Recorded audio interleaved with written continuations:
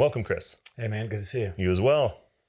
So you want to give us a bit of background and everything? Yeah, I guess so. I don't really know how we get started in this, but I guess frame of reference for most people, just give you a quick backdrop. I started life at a small town in New Hampshire, grew up at a ski area, was a ski racer. Through high school, always wanted to be a writer, worked for a magazine in California, taught English 2 years at a boarding school in Massachusetts. I went to a newspaper and wrote for a newspaper. Then I got hired by a congressman and went to Washington, D.C., where I wrote speeches for about 2.5 years for a member of Congress in D.C. And then my wife applied to the FBI for me, basically. And I joined the FBI. My first office was Springfield, Missouri. I went to the hostage rescue team in Virginia and spent the rest of my career somewhere in the Washington, D.C. area. I left through circumstances we can discuss on September 11th, and I worked in television, wrote books, and worked on, contracted on in the intelligence community. And then after that, it just gets wilder and wilder, but that's a basic. Writer, FBI, intelligence community, war. Crazy. Well, let's dive into, let's talk about intel community and just kind of how some of that works. Yeah, I don't even really know how to start, but I guess we might as well start with some of the myths. Maybe a lot of people are curious about that. And I'll preface at the beginning to say, much of what I will talk about is nuts and bolts. A lot of it is history and an evolution, and a lot of it is myths that I'll dispel and talk about things that probably won't make sense until we tell a few stories. Because most people would probably understand it's very, very, very complicated in complicated ways. So I'll talk, maybe you ask me questions to clarify for everybody that's asking questions themselves, and we'll try to hone on the reality of it. So the bottom line is my personal path was not the military. My personal path was the FBI. When you join the FBI, you get a TS, SCI clearance. In the federal government, you have non-classified, secret, and top secret, basically. And then you get clearances based on specific projects. Everybody knows the Q clearance. Everybody talks about QAnon. The origins of that are the Q clearance. The Q clearance is just a specialized read-in. It's a program for dealing with nuclear weapons. So when I was in HRT, we had an interface with the Department of Energy and nuclear weapons programs. In order to work in some of those programs, you had to have that Q classification. That was within, I would say, it's not above top secret. It's just an element once you have top secret that you could get a component classification. And you may have one for a program like a Q. You may have one for a specific mission like a rendition or something that is classified for that specific thing. You get read in on the parameters of that particular enterprise, and it could come and go very quickly. It might last a very long time. So my personal path was TSSCI in the FBI working cases in Springfield, Missouri. I didn't really have much need for any top secret clearance except the occasional odd thing that would come through with Fort Leonard Wood. I might be working with DIA or the Criminal Investigations Division. We did have some things that were top secret classified. But then when I went to HRT, everything changed. The hostage rescue team, for those who don't know, is just that. It's a hostage rescue component within the FBI. When I joined, there were only really 3 groups of that kind in the United States: Delta, SEAL Team 6, and HRT. I think some of the Force Recon units existed. There was no MARSOC or many of those groups that we take for granted now did not exist in those days. And we'll talk about this at greater length. The history of this mechanism, prior to 2001, prior to September 11th, 2001, the United States government writ large looked at terrorism as a civilian law enforcement mechanism. And because of a law called the Posse Comitatus, the military was prohibited from working in any non-military capacity. It's a very old law from the Civil War, which stipulated you could not have a bank robbery with hostages in Kansas City and bring in Delta Force to resolve that situation. That was prohibited by the Posse Comitatus. So leading up to the Olympic Games in what would have been 1984, I think, the games in Los Angeles, the United States government decided they needed a component to answer a terrorist situation involving hostages at the Olympic Games. So they went to Fort Bragg for a demonstration with Delta. And there's a very famous story where the Attorney General saw the demonstration, walked up to the operators and said, "That was impressive, but I don't see any handcuffs." And one of the operators said, "What are you talking about? We don't use handcuffs. All the bad guys get two right here," which makes sense now after two wars, Afghanistan and Iraq. In those days, the United States government wanted to prosecute survivors. So you just couldn't assume you were going to kill everyone. And we can come back to this because I have lived a very unusual life. The very first real true hostage rescue special operations success in the world was at a place called Princess Gate in London in 1980, where 22nd went in and hit the embassy. Movies have been made about it. Anybody can look it up and Google it if they don't know it already. I was there. I was a college student living around the corner. I watched the whole thing go down. So it's kind of odd that I started out there and ended up coming back around in that world. Yeah. So prior to September 11th, 2001, the overseas classified mechanism for terrorism resolution, the war on terror, was primarily the hostage rescue team.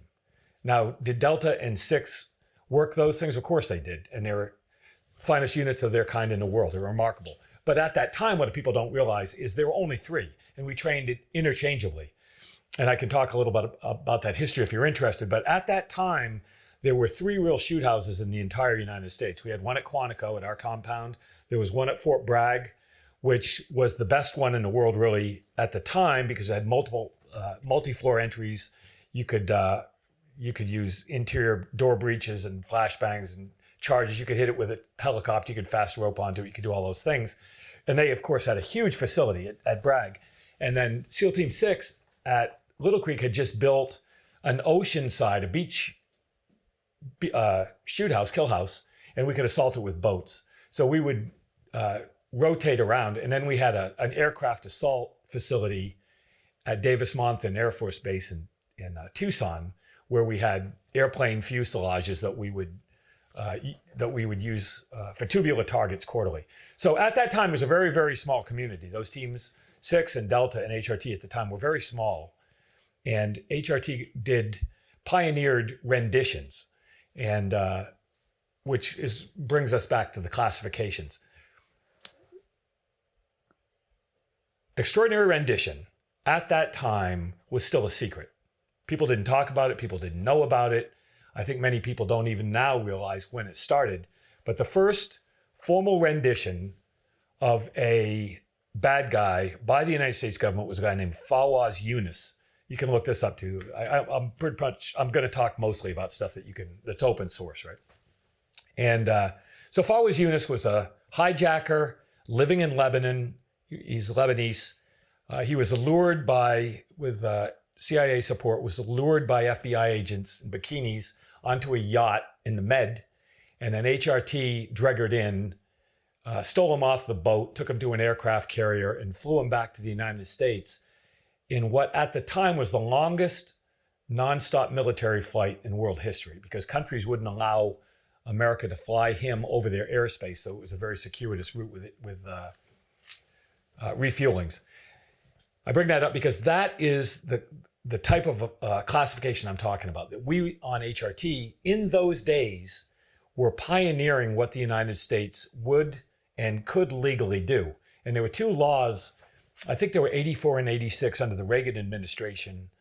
Again, you can look it up, but there were 2 terrorism acts which permitted the United States to legally go overseas, snatch what we perceive to be a bad guy out and bring them back to the United States for criminal justice. Most of that was run between the Justice Department with the FBI as the mechanism toward criminal prosecution, and then the CIA. You need the components, right? Because the FBI would do the law enforcement, evidence gathering, formal arrest, all of those things, and the CIA would put together the intelligence, the information, on the ground support, passports, weapons staging, things like that.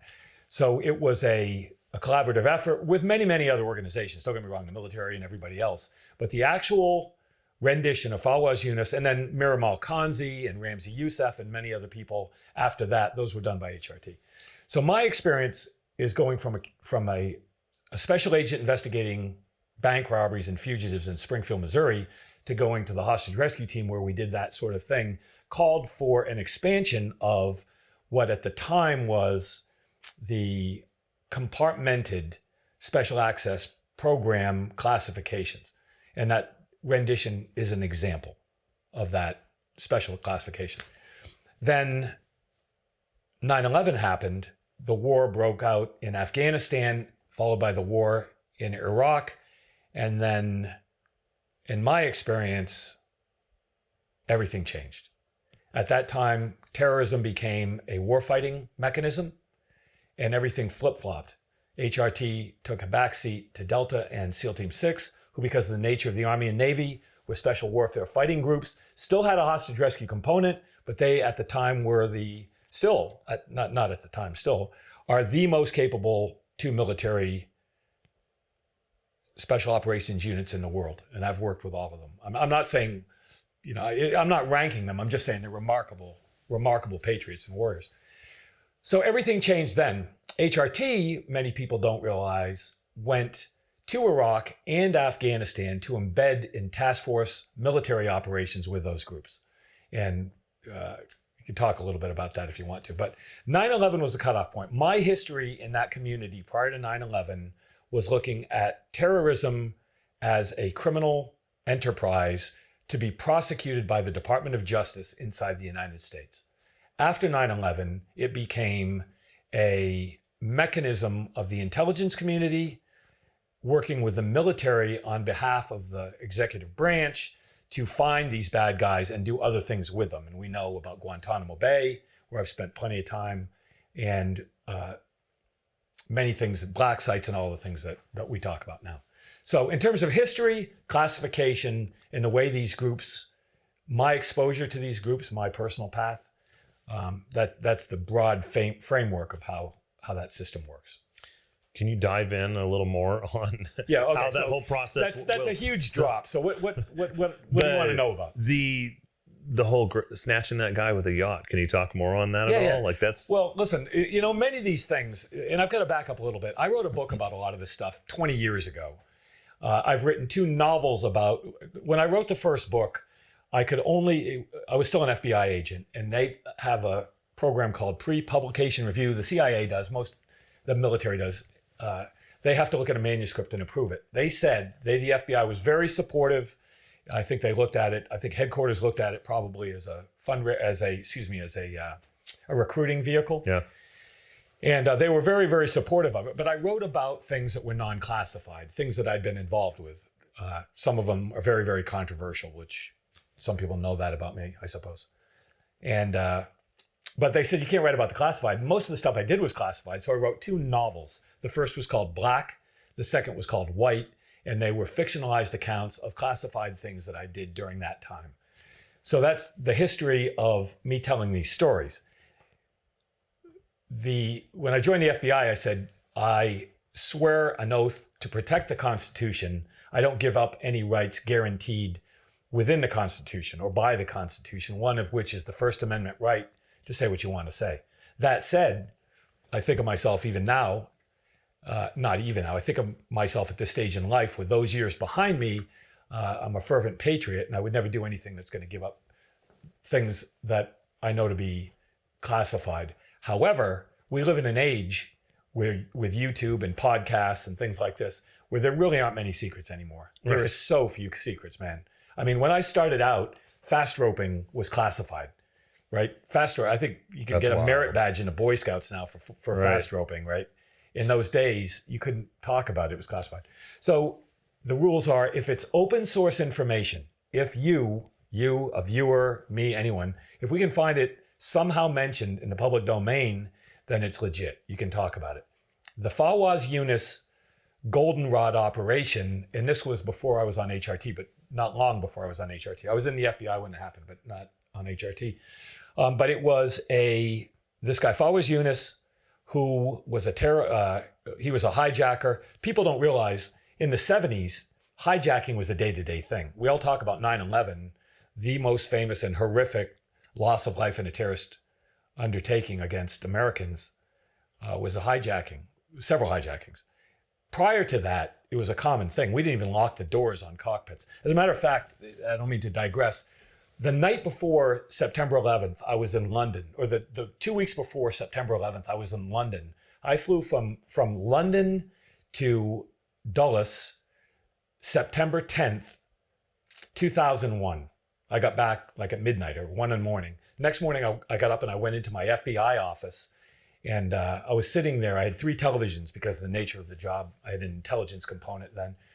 And we were sitting there and I was talking to my friends and I said, listen, I was on a 747 last night, upper deck, and I was sitting behind the cockpit. The door was open, and you in those days could sit, if you were in first class, you could sit behind the pilot in a jump seat while they were landing the plane. It was legal, right? And they left the cockpit door wide open. And I was sitting, not much farther from me to you to the cockpit door. And they served meals then with a wood handle serrated edge knife. And I'm sitting there looking at the back of the captain's head with a knife in my hand and the door wide open and people just arguing over who gets to sit in the jump seat. And I said, this is ridiculous. And we had the aircraft mission, tubular targets. If something happened, we had the hijacking responsibility. So September 11th, I go in my office, I'm talking to the guys, and I said, listen, this is ridiculous. This is where we are as a society where you can sit behind the pilot in a 747 with a steak knife in your hand. And somebody said, look at that. This is 12 hours later. And I watched, as you watched and everybody else watched, those planes fly into the North and South Towers of the World Trade Center.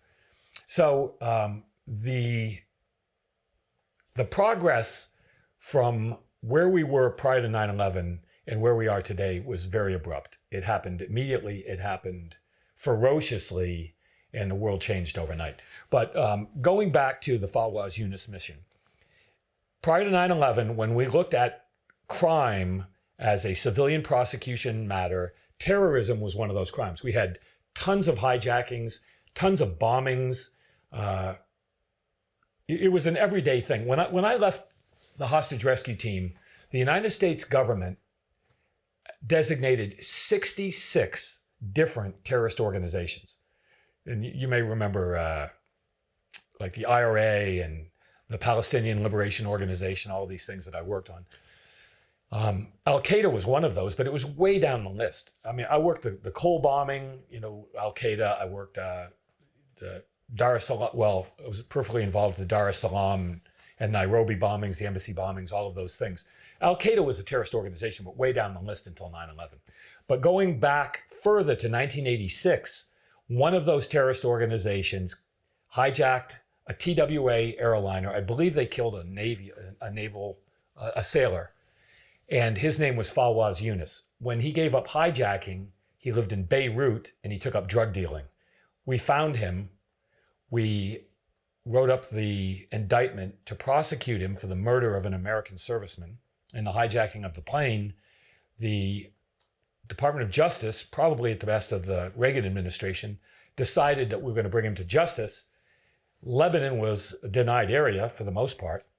So we put together a plan with 2 female FBI agents in bikinis on a sailboat, lured him to the sailboat, sailed him out into the international waters, HRT over the horizon on another boat, dove in, underwater nav to the boat, snatched him off the boat, habeas corpus, pulled him back to the United States. He's prosecuted. And we since then have done a great number of those. The 2 that I mentioned, Fawaz Yunus, Ramzi Youssef, and who was the other one? Miramal Khanzi. Those are 2 others that have been admitted to and that I can talk about. And then obviously after 9/11, it was just a cottage industry. It was dozens, if not hundreds of people that we would move under similar circumstances. And then the CIA got caught in one.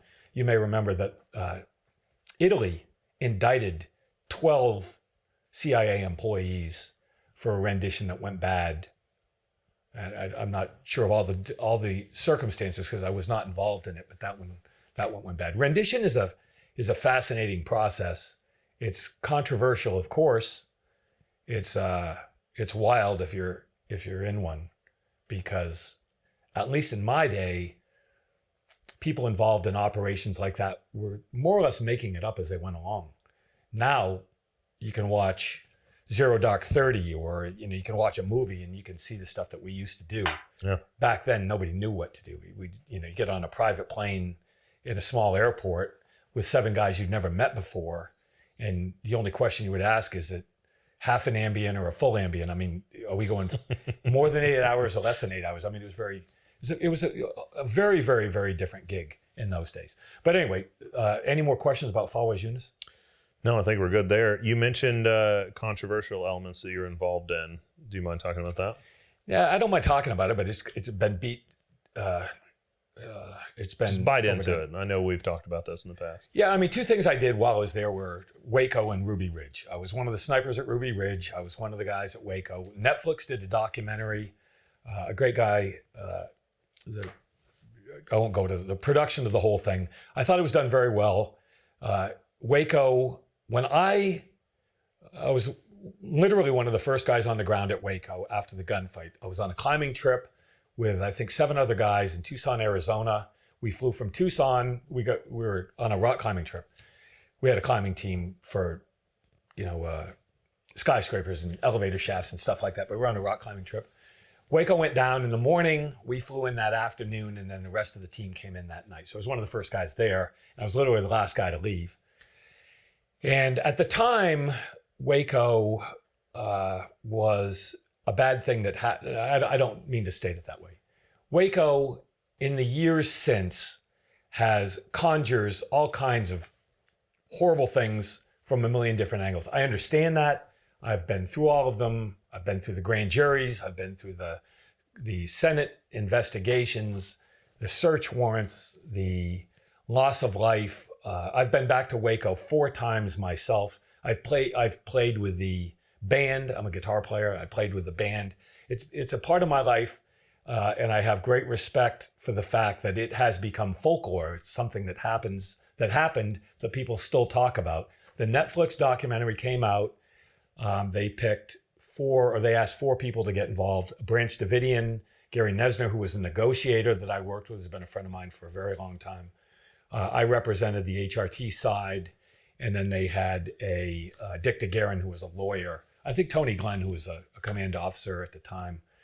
So I did that. So Waco, unbelievably controversial. I fully understand that, but that was one of the things. And then Ruby Ridge, every bit as controversial, every bit as much of a lightning rod issue, something that was a very, very, very small part of my life, but a very, very big part of the conversation people have and now. So, I mean, I can just hear people now, what they're going to say about me. Yeah. I respect it. I understand it. I disagree with it, but it is what it is. So those were 2 of the things, but so many other things that I was involved with during that time. The war in Kosovo, I was in the war in Kosovo, worked there during the war in Kosovo.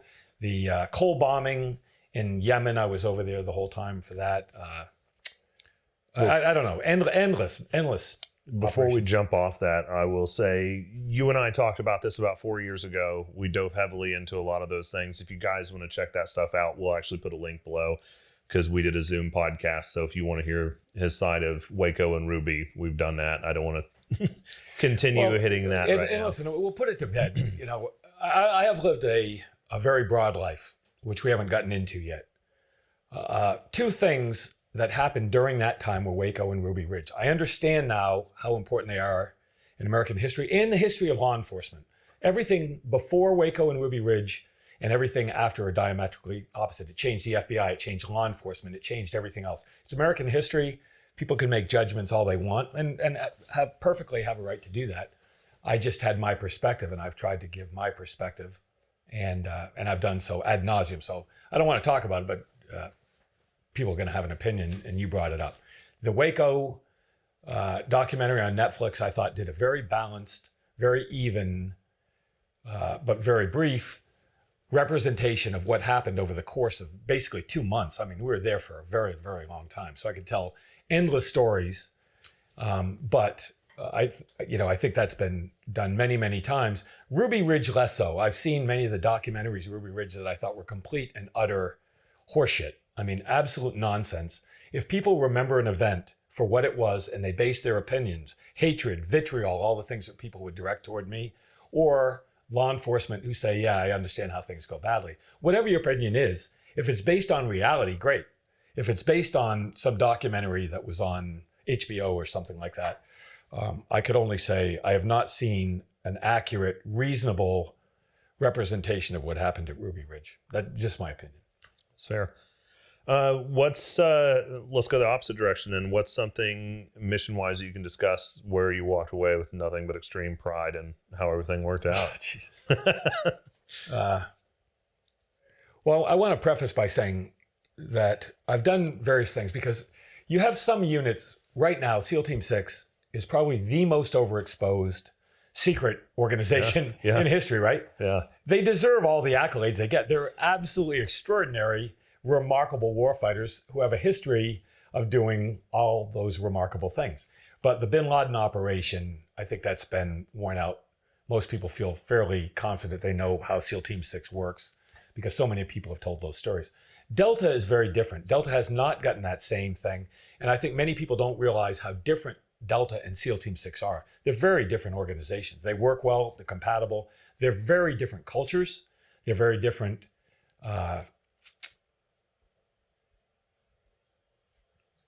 tryout and training programs.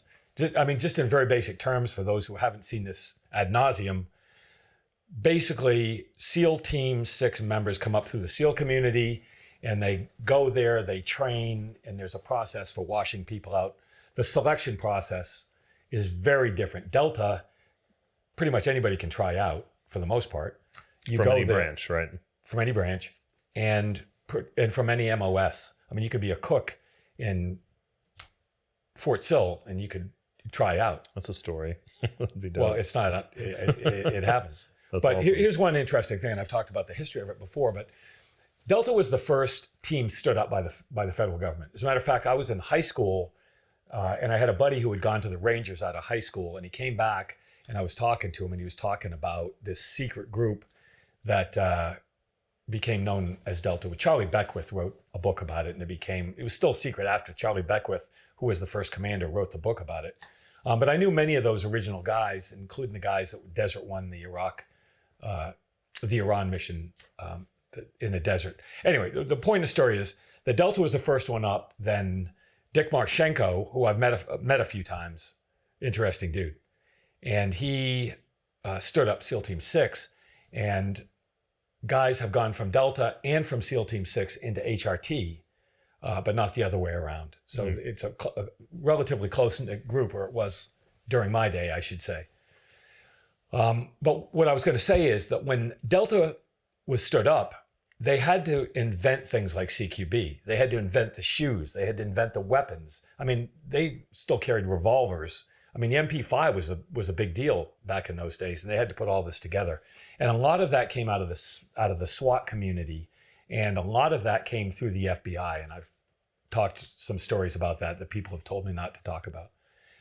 But there was a close affiliation between the FBI and civilian SWAT, specifically the LAPD SWAT team, which I think has been widely discussed, and the creation of Delta. So when in 1983 the federal government stood up HRT, they went to Delta and said, "Hey, we helped you on back then, can you help us now?" So HRT operators, the first class of HRT operators, went to Bragg and they built HRT on the model of Delta. So later when I worked with Delta and SEAL Team 6, I came to realize how different they were in terms of culture and in terms of the mechanism, the way they operate. Even their facilities were very different back in the day. And then because of the two wars, obviously, they became more closely aligned. But back in the day, prior to 9/11, 6 and Delta were very different, and HRT was designed by, built by, and more or less certified by Delta. So I'm sorry, what was the original question? I start to rant and rave about these things. Just something that you'd hopped into. Oh yeah, about missions. Yeah. So the secretive aspect, let's just say, for example, if you can go back in time and you realize there's only 3 kill houses in the United States. And I mean, every Greene County has one. And not Greene County, but Springfield PD. A lot of different organizations have houses now. In the day, they did not. There was one at Camp Perry, the farm, and they had one, but it was very primitive. But what Camp Perry had was a racetrack that you could use explosives and you could shoot. So we could do takedowns, cars, all these techniques we'd use for buses and things like that. We would do those at the farm. Delta had this insane rifle, long range sniper facility at Bragg where they would play movies and you would shoot into a movie screen and they could track your shots and stuff like that. And 6 had their maritime operation facility. So we would rotate through using different people's facilities so you get different looks and stuff. So it was a very integrated community at the time, though very different. The cultures were very different. And now, in my experience, those units have changed a great deal. 6 at the time didn't have a black squadron, so now they do things on the black side they never used to do back in the day. Don't get me wrong. I don't want to get too much into the weeds here, but both the Army and the Navy had secretive components and had broad, remarkable assets prior to 9/11. So I'm not saying that. What I'm saying is now, after the 2 longest wars in American history, they are even more evolved, and it is even more complex than it was back in the day. I hope that's clear. What I'm trying to be clear. So on HRT at the time, we did like the Talladega prison riots. I mean, people don't even remember that, but the Talladega prison riots in 1991, the prisoners took over a maximum security facility in Talladega, Alabama, and I can't remember who got killed or how they got killed, but HRT had to break into a maximum security prison using what at the time was actually till the end of time will be the largest explosive door breaches used in American history. There were quite a number of things like that. We had another prison riot that we resolved in Louisiana. I mean, there were tons. HRT, since my day, which is a long time ago, has an extraordinary history of success with no notoriety. The reason you don't hear about all these things is they go so smoothly. Like The Boy in the Bunker, which is an extraordinary story. It's soon to be a movie. I think that was in Alabama as well. There are a million of them. There's more than almost 1,000 missions that HRT has done since those days. They've done them impeccably well. They've done them with no fanfare. They've done them professionally and quietly, and which is the way they like it. Can you give us a peek behind the curtain as HRT, let's say just kind of broad spectrum over the course of a year or two of what type of mission set you would expect? Travel and different types of elements. Let me back this up and come back to this. I think it would really help for people to understand something right off the bat. Most people think of something going down and guys come in black suits and resolve it, right? They don't understand how it's broken down. And it's important to realize that there are state and local crimes investigated and managed by state and local law enforcement agencies. Your local police department, your county sheriff's office, your state police or highway patrol. And many times they're stepped up just based on resources. For example, you may have a rural county in Iowa that doesn't have much in terms of resources, so they might reach out to Des Moines, who would reach out to the state because they have Bearcats and explosive breaching, maybe helicopters, things of that nature. So it would be staged up based on the crime. If you have a jaywalker, obviously it's not a big issue. You may have a bank robbery that you're going to do an investigation. They might have to do a felony arrest. You might have a bank robbery where they take hostages, where you need negotiators and a tactical unit, and you may need to step up. So it's a continuum that moves from a very simple crime, which is the meat and potatoes of the 18,000 law enforcement agencies in the United States, 18,000 law enforcement agencies in the United States, and get to a point where you need resources and assets and training that nobody else has. That's the hostage rescue team. In civilian law enforcement, there is no one deeper. And I hate to bring it back to Waco, but that's a perfect example. When that went badly for the ATF at Waco and had a significant gunfight, somebody had to come in and try to resolve that. That was HRT. So the continuum from a meat and potatoes crime in a small municipality to a highly complex tactical resolution, it could go from a state and local to the hostage rescue team, and there's nobody beyond them. Civilian law enforcement, right? Within that continuum, you have crimes that are federal and you have crimes that are state. Murder, for the most part, is a state or local crime. It is not, for the most part, a federal crime, and except in certain circumstances, would not be investigated by the FBI or ATF or marshals or people, federal agencies. However, you can use federal assets in assistance for state and local law enforcement if they don't have the means to do that. If they need profilers, if they need negotiators, if they need some logistics mechanism, if they need some kind of forensic assistance from the FBI laboratory, or in the worst case, if you need a tactical resolution, and that's going to be the hostage rescue team. So that is within the confines of the United States and roughly 350 million people. What people don't realize is that federal crimes outside the United States are still the purview of the FBI. So the FBI has field offices inside the United States, New York, Kansas City, Albuquerque, wherever you think. But they also have offices in countries around the world, which are called legal attaches or legats. So if a crime involving an American citizen occurs in Rome, there are FBI agents living and working in Rome at the legal attache that will represent American interests in those foreign cities. So there's a myth that the FBI works inside the United States and the CIA works outside. Not only is it not true for the FBI, but it's not true for the CIA either. The CIA has a robust program of case officers and CIA logistical operations inside the United States. So there's no secret there. But the myth about the FBI inside and the CIA outside is not true. They both work interchangeably. Right. That's one thing. The second is that FBI, local state law enforcement, any law enforcement mechanism in the United States, those 18,000 agencies, they have a jurisdiction that it's limited in certain ways, but their primary function is to gather evidence for prosecution in court to put somebody in jail. That's, if someone commits a crime, there is a mechanism to put that person in, to punish that person within the criminal justice system, right? That is all based on rules, constitutional guarantees, Second Amendment, Fourth Amendment, Fifth Amendment, reasonable searches, things of that nature. And the mechanism for failure on behalf of law enforcement is the person goes free.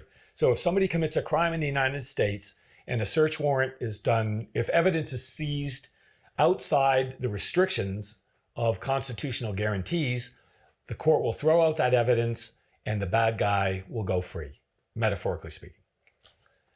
In the intelligence community, you have none of those protections or guarantees because the information gathered by, there are 18 intelligence agencies in the United States. The FBI is one of them, but everybody knows the CIA. Everybody talks about the CIA. So I'll just use them very loosely as a metaphor for this and say that the CIA, and I've got a million stories about how I learned this in my own life, but the CIA gathers information for what they consider clients, the primary client being the President of the United States. So the President of the United States has to make executive decisions as commander-in-chief on what he or she will do throughout the world. They need information to make those decisions. They get that information from the intelligence community.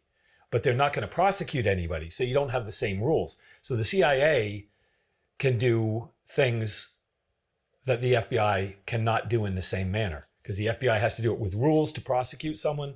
The CIA has to do it with no rules, gives the information to what could be a war-fighting capability, the commander-in-chief, the President of the United States, and they would make decisions. And that became most apparent on 9/11, because we would gather information as evidence to prosecute people prior to 9/11. After 9/11, we just needed to know where they'd live so we could call in a drone strike and wipe out the village or whatever the case may be. And it was a military mechanism. So that is what people need to realize, that the intelligence side and the law enforcement side are diametrically opposite in the way they look at the world. And I mean, I could tell these stories. I'll use a simple story that illustrates this well. Many people will remember the Cole bombing. In 2000, the USS Cole, a naval ship, pulled into port in Aden, Yemen for supplies. A fishing boat went out to the ship and blew it up, killed 17 sailors. I believe it was 17. Forgive me for people who were victims of that. But so the United States government needed some way to prosecute the people who'd perpetrated this terrorist act, right? So the FBI was, as I said, terrorism was a law enforcement function. So the Navy was the victim as an agency. They were sailors. So the Navy, the NCIS and the Navy wanted to prosecute this, but it was given to the FBI. So the FBI, I personally, flew to Ramstein, Germany to interview some of the survivors, then flew to Aden, Yemen, where we were put up in a hotel in Aden, Yemen. And for those who have not been to Aden, Yemen, there ain't much there. It's a hostile environment. They locked on our C-5 when we landed with surface-to-air missile radar. We did a combat landing. Those who have not done a C-5 combat landing are missing out in life because it's interesting. Landed, and then the Yemeni military surrounded our plane with belt-fed machine guns. Ironically enough, because when you see these things, when you live these things out, you realize how ridiculous some of it is. I remember looking out and seeing that this guy had a belt-fed, probably a 50 that we gave him in the back of a Jeep, and he had 3 bullets in his chain, right? So they make a show of force, but in reality, it's comical. Right. But they did lock on our plane with surface-to-air missile radar, which, that's its own thing. So anyway, they took us to the Aden Hotel, and they, being the Yemeni government, locked us in. They surrounded the hotel with the same guys that surrounded the plane. We were on the plane for 4 hours, I think, before we could even get off the plane. We go to this hotel. They moved us. They, being the government, said, you can stay in this hotel, but you can't leave. The United States government put us on whatever floor it was, like the 6th floor, I think. And it was a hotel that had 2 wings. And so you get off the elevator, you go in, you register, you go upstairs to the 6th floor, and everybody lived on the wing that went down to one side, and the wing that went the other side was agencies: FBI, CIA, DIA, NCIS, and at the very end had the embassy, a woman named Barbara Bodine, who was the ambassador who came down from Sana'a in the north and set up the embassy. I'm telling this whole story because you roll into this situation, everybody's got an M4, and everybody's got a different job. You got intel guys, CIA, NSA was there, naval intelligence, the defense intelligence was there. Everybody's there, and they got a hotel room, and everybody's trying to cooperate. Here's how it goes badly. So we got to a point where guys that were not in the hotel, that were out on the economy, because we've always got guys to backstop. I'll just tell you the whole story, because we like guitars, right? Yep. The oddest gig I ever did. So we're locked in this hotel, and all we could do was work out and drink beer, because there's nothing else that we could do. There were members of our community that were doing it, that were doing work, but very, very small numbers of people that could go out and work and come back. The rest of us, and I'm talking maybe, I forget, like 150 FBI personnel in this hotel, we couldn't leave. But the bad guys could. So you go down to breakfast in the morning, and you have your M4, and you're sitting there, and because it's hot, as having a breakfast bar, and there's a table of guys with M4s, and then the next table over is a bunch of guys with beards with AK-47s. And we're all in a hotel. We're watching them, they're watching us, waiting for a gunfight to break out in this hotel. And this is day after day. So we would run the stairs, and we would work out, and we would do whatever we could kill time. And we would hot sheet the bed. So you got 8 hours in a bed. So there's 3 guys to a bed, and you get to sleep 8 hours, and then the next guy comes in on the bed. So it was interesting being in this hotel. So after, I don't know, like a week or 2 weeks in here or whatever else, we found out there was a bar. It's a Muslim country, and it was dry, but the manager of the hotel had gone to Cornell School of Hotel Operations. And he said, why don't you guys ever go into the disco? We said, disco? What are you talking about, disco? And he said, no, there's a club in a hotel. It's a dry country. We're surrounded by the Yemeni military, and we're waiting for a gunfight to break out. And there's a club in the hotel that we didn't know about. So we said, all right, we go into this big, what most people would think of as a disco. It had the same wallpaper. It was red, but it had fuzzy wallpaper with a backdrop that was red. And it had a big stage. And there was this big band. I think it was like a 9-piece band. And they're playing. And I'm thinking, this is surreal. The only people in there were a table of my guys with M4s and a table of bad guys with AK-47s. And we're drinking beer and they're staring at us, keeping an eye on us. And I'm watching this band and I see a guitar leaning up against an amplifier. And I said, what if they'll let me sit in? And so I asked the guy and he said, yeah. Mr. Chris, come on, let's play. So I go up on stage and I play a couple songs with him, like whatever the local music was. But it was like Spanish scales. It was pretty simple. And none of them spoke English. But they go, okay, here's this American guy with an M4 slung over his shoulder playing this pointy Ibanez to some local music. And I look out from the stage and here's the guys with the AKs and here's my guys. They were both pissed that I was playing because you don't want to be on the HRT guy with playing guitar. Nobody was happy about that. So I'm thinking this is a weird gig. And then, but it was fun. And then the head of the band looks at me and he goes, in phonetic English, he didn't speak English, he didn't know the words. He goes, Hotel California. And I said, right on. Yeah. So on a dark desert highway, cool wind in my hair. And we're getting some, I knew the solo. I'm having a blast. These two, they had, you could drink in this hotel, I guess, but they also had hookers, I guess, for lack of a better term. They were belly dancers, but they were hospitality girls. I mean, if you travel the world, you know, it is what it is. So these two belly dancers come out, and I mean like the skirts and the rolling the belly and the whole thing. And I'm playing Hotel California on a pointy guitar with an M4 slung over my shoulder, staring out at these two tables of guys in this disco in Yemen where we were surrounded by the United States military. And I'm thinking, this probably is the weirdest gig I'm ever going to play. I was wrong, but at the time, I'm thinking this is great. So we play the gig. Everybody had left. I go back. I get in the elevator. I take the elevator to the second floor. The elevator doors open up, and there's a fast team, two 19-year-old kids with a .50 caliber behind sandbags pointing at the elevator bank, and which was our security. I mean, if you got to the doors, 50 caliber ain't going to do any. I mean, it's going to kill them, but it's still going to blow up. Anyways, so I start walking down to check in with whoever's on duty because it wasn't my turn to sleep. So I walk down and the guy comes out and hands me a piece of paper. I forget what, it wasn't FBI, it was some other agency. I still have it to this day, I kept it. And it says, it basically says that our intelligence in the community has credible information that the guys that blow up the Cole are going to blow up the hotel tonight. You're all going to die, right?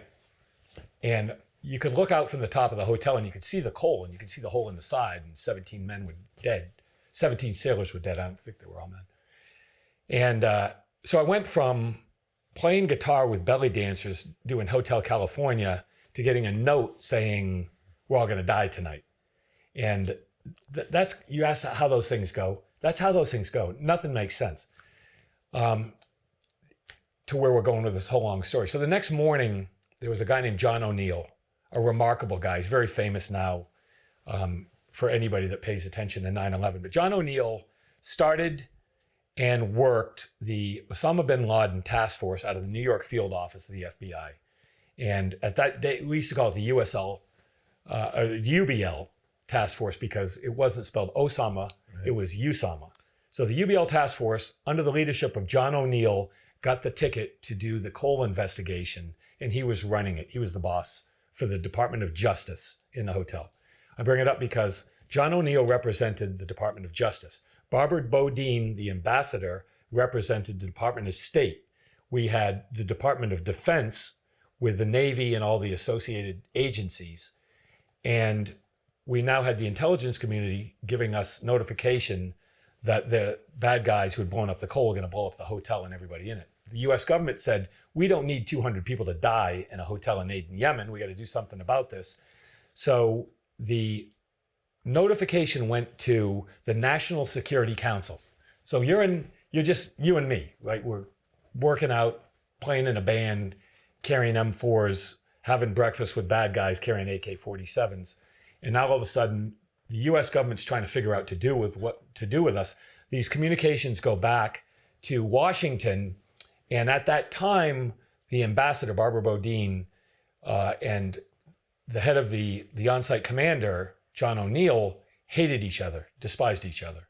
And I was the intermediary. I would talk between the two of them. It was like a bad relationship when nobody will talk to each other. I was the intermediary. So what happened is the communication went back, and John O'Neill said, look, you got to get us out of here. We don't need all these people dying on CNN, us. Barbara Bodine said, don't be such a bunch of pussies. Nobody's going to blow you up. We're not evacuating anywhere. Grow up. And the Defense Department said, we're not doing anything until you tell the Yemeni military to turn off their surface-to-air missile radar, because we're not flying any planes into Aden, Yemen if they're locking on us with radar. So in the hallway, in a hotel on the 6th floor of Aden, Yemen, where you could look out and see the ship that had been bombed, you have the Defense Department, the State Department, and the Justice Department going to war in a hallway screaming insults at each other. And that's the side that you don't see when you watch something play out on the news. Right. The human element. It is a human experience with people trying to figure out what to do and how to do it. In those days, we didn't have the organization that we have now, all the interagency. I'm not saying it's that much better now, but it's a little bit better. But you asked about successful missions that I've participated in that were pretty weird. I wouldn't say that's much weirder than others, but that gives you an idea what I'm talking about. Yeah. It's stuff that you don't see every day, but that was, in my experience, pretty typical. You mentioned a bit ago, talking about CIA and working for clients, plural. You mentioned the United States. Can you elaborate on?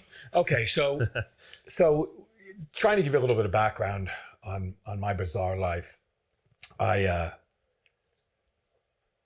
was an FBI agent. I was a writer who became an FBI agent. When I started out saying speech writing and whatever, I was trying to give you an idea of my mindset. My mindset was that I wanted to write books. I ended up in the FBI. I love the FBI. I'm extremely proud of the FBI. I feel very grateful that I had the experience. I feel like I did my best to make a contribution. But I had another life entirely. And my other life entirely, ironically, was Hollywood. I fell in with, through another long series of stories, a bunch of people who at the time were coming up but became household names, like Madonna, Brad Pitt, Cameron Diaz, David Duchovny. I mean, this endless list of people who at that time were working up to becoming very famous. I mean, Brad Pitt was doing pretty well. Madonna was doing pretty well at the time, but I'm talking 90s, late 90s. But they're incredibly talented, extraordinary people in their own right. But at the end of the day, they're human beings, and they live small worlds where they just can't walk out and go to a McDonald's someplace because, well, they wouldn't want to, but they live lives where they can't live in society because people just attack them all the time because they're famous. And I ended up in that world. So I was working these classified things or overseas operations, and I'd come back to the United States and I'd go to dinner with Steven Spielberg, or I'd come back and I'd go to a Christmas party at some celebrity's house or whatever, just because of the nature. There's no reason really to get into it. Just happenstance. It just happened that I fell in with certain people through work. So I had those two worlds going at the same time. So in 2000, so let's see, this would have been maybe November of 2000 or November of 99, something like that. A year and a half before 9/11, I ended up in a card game at the Mercer Hotel in New York City with Brad Pitt and a bunch of other celebrities. And I won the game. The next morning, I sold my first book. I still wanted to write. That was kind of my foundation. Sold my first book. The FBI supported it. And I had to leave the FBI because I wrote the book. I made the decision for various reasons to do that. So I had to give them a resignation date. and my resignation date was September 12th, 2011. That's so crazy. It's crazy. And my first book signing was scheduled. My first book signing in the United States was scheduled to be September 12th at the Barnes and Noble or the Borders, I can't remember now, at the South Tower shopping mall at the World Trade Center. So I pre-scheduled to leave the FBI September 12th, 2001. My first book signing, if you write a book, in those days you would do a book signing, was at the World Trade Center, September 12th. Oh, wow. And so I was supposed to go, I flew back, I was leaving the FBI September 11th. I'd already submitted a resignation, and I was getting on a train to go up, stay the night, and have my first book signing the next morning. Obviously didn't happen, it tore it down. But my first part of the book tour was doing Larry King live. Do you remember there used to be a guy on TV named Larry King? He was popular in the day. Yep. That was my first TV appearance. And I couldn't go back. My book was excerpted, another bizarre story, but my first book was excerpted by GQ magazine. That's what you try to do. That back in the day when we had magazines, they would take a popular book, they would print part of the book, and they would do a big thing on it. And for me, that was fortunate. And it was run by a guy named Art Cooper, who was the last of the great Wild Man magazine editors. And I bring up the story for this reason, that I had to leave on September 11th, which was gut-wrenching, right? I mean, if you do this for a living, I'd fought terrorism, Al-Qaeda, all these organizations around the world, my entire career, and all of a sudden, I'm out. The day we go to war. Deck and it's all hands on deck. That's nuts. And I'm out. And it was almost surreal. I mean, I'm thinking to myself, I got to go to work, and I'm not on the job anymore. It was bizarre. So the reason I bring this up is because all of a sudden I was working because of 9/11. Television needed somebody to talk about the war on terror, and nobody knew anything about it because it was a secret. So I was that guy because I did Larry King. NBC watched me on Larry King, so NBC hired me. I had this thing in GQ magazine, so the magazines wanted me, and all of this happened within days. I mean, literally within days. So I said, well, I'm out of the war on terror because I'm not in the FBI anymore. I've got to find a way to help. So I came up with this clever idea, and I said, all right. So I had worked in my final years with the FBI. I had worked a great deal of the time with the CIA. It all overlaps, and I won't go into great detail, but I worked a lot with them. So I spent a lot of time at Langley. I spent a fair amount of time at Langley. So I went out to Langley, and I had a lunch, and at the time, still, the CIA has a cafeteria where everybody eats, and they have 3 executive dining rooms. And I had a meeting with this woman.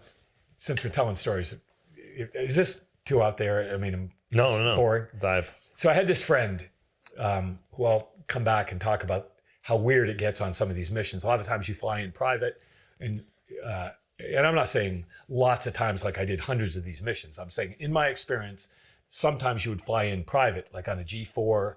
They didn't have G5s in the day, but a private jet. And then a lot of times you would stay a couple days and fly someplace else because they were compartmented. In one instance, I met this woman who, as it turns out, was not what I thought she was. She worked for the CIA. And let's say in this book that I have coming out, I said it was Chiang Mai because I spent a lot of time in Chiang Mai. But I met her, and we'd have a couple drinks, and it starts out where her name is Jill and my name is Tom. And then you have 2 or 3 beers, and she says, "Oh, I'm sorry, my name's not Jill, it's Sue." And I said, "I'm sorry, my name's not Tom, it's Fred." And so I always said that if you get to a certain point where you've had enough drinks, you might get a real first name. Yeah. When you do one of these things. To be honest, I usually use Chris anyways, because for whatever reasons. But anyways, she and I became very, very, very close friends. And she at one time had an office in the WMD section at Langley. And I spent a lot of time with her, and I'm trying to figure out where this. So I went back out to her and I said, "Listen, you got to get me back in the war." And she said, "Okay." So she set up a meeting. I went to the meeting with her and 2 agency administrators. I'll say they were not rank and file guys. And I said, "Here's what I think I can do, and here's how I want to do it." And one guy, you always get in a pissing match with any organizations, like a county police department, a police department and a county sheriff's office, they got their own piss and match, right? So does the FBI and the ATF and the marshals and the CIA and NSA and the FBI. It's all the same thing. It's a human thing. So these guys look at me. I remember, to this day, we're sitting at a table looking out. You look out of the backside of Langley and it's this big forest. You look out of the FBI headquarters and it's awful. You look out of CIA headquarters and it's this beautiful setting that goes down to the Potomac and everything. And I'm looking out with this linen tablecloth and I'm in a suit. And I'm telling these guys what I think I can do in the war on terror with this plan that I came up with. And this guy looks at me and he goes, I think we got some misunderstanding here. He said, the FBI chases robbers and thieves. We have clients. And our client right now is the President of the United States. And thanks for your trying to help out, but you should know that we have the entire United States military and 18 intelligence agencies. We've got this. Thanks, but no thanks. I mean, he was just this arrogant, condescending guy. And I like the other one better. But so was I, right? So was I. So I look at his buddy and I go, okay, you eat your broccoli. Let me restate what I'm proposing. And this other guy was listening and he said, okay, I think I got an idea. So he called a guy at the Pentagon. I left lunch. I drove from Langley to the Pentagon and I met this guy. You meet the craziest freaking characters in this world, right? I mean, it sometimes it's just so goofy, the people you meet and how you meet them. And I end up at the Pentagon. Long story short, about 2 weeks later, I'm in northern Pakistan crossing into Afghanistan on a very specific thing that I put together, and which is another 35 stories that go into it. So where I was trying to say is my movement from the world of order within the United States government moved to a world of disorder as a private contractor after I left the FBI. Yeah. And I say that I worked for the United States government for 2 years as a speechwriter for a member of Congress. And I worked as an FBI agent for 15 some odd years. I've never worked formally for any other organization or entity, domestic or foreign intelligence side, since then. But contracting is a whole different gig. How would you rate efficiency of progress between the order and disorder? I did a lot more after I left formal government employment than I ever did while I was in. Yeah. That's where my world got very odd. And we live in a magic time right now because you can watch 100 podcasts where you'll talk to guys who did certain things, close-hold things, like even ground branch guys are talking out loud now. Right. And which is great. I'm all about disclosure for a lot of things. And they're just, people, you always say you're trying to protect sources and methods. Well, of course we are. I mean, I was one of those guys. I wanted people to protect me. So I'm not going to say anything that's going to jeopardize what we do and how we do it and all the brave patriots and remarkable human beings that are keeping us safe, right? I'm not one of them anymore. I was until about 3 years ago, and I'm not now.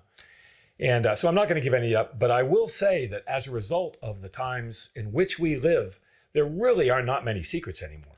I mean, you hear the guys talking about killing bin Laden, and you hear about all these operations, and there just really, truly aren't that many secrets. So I don't feel badly, because I look at it and say, I think the American taxpayer, I think concerned citizens, I think average Americans probably feel better when they have more information about the way the system really, truly works. And I've got to say that I've done other podcasts with guys who are in the game. I did Andy Stump and Mike Glover and the Team House and some of these things. And I made the mistake 3 times in assuming that those guys had any idea what I was talking about. And I was wrong.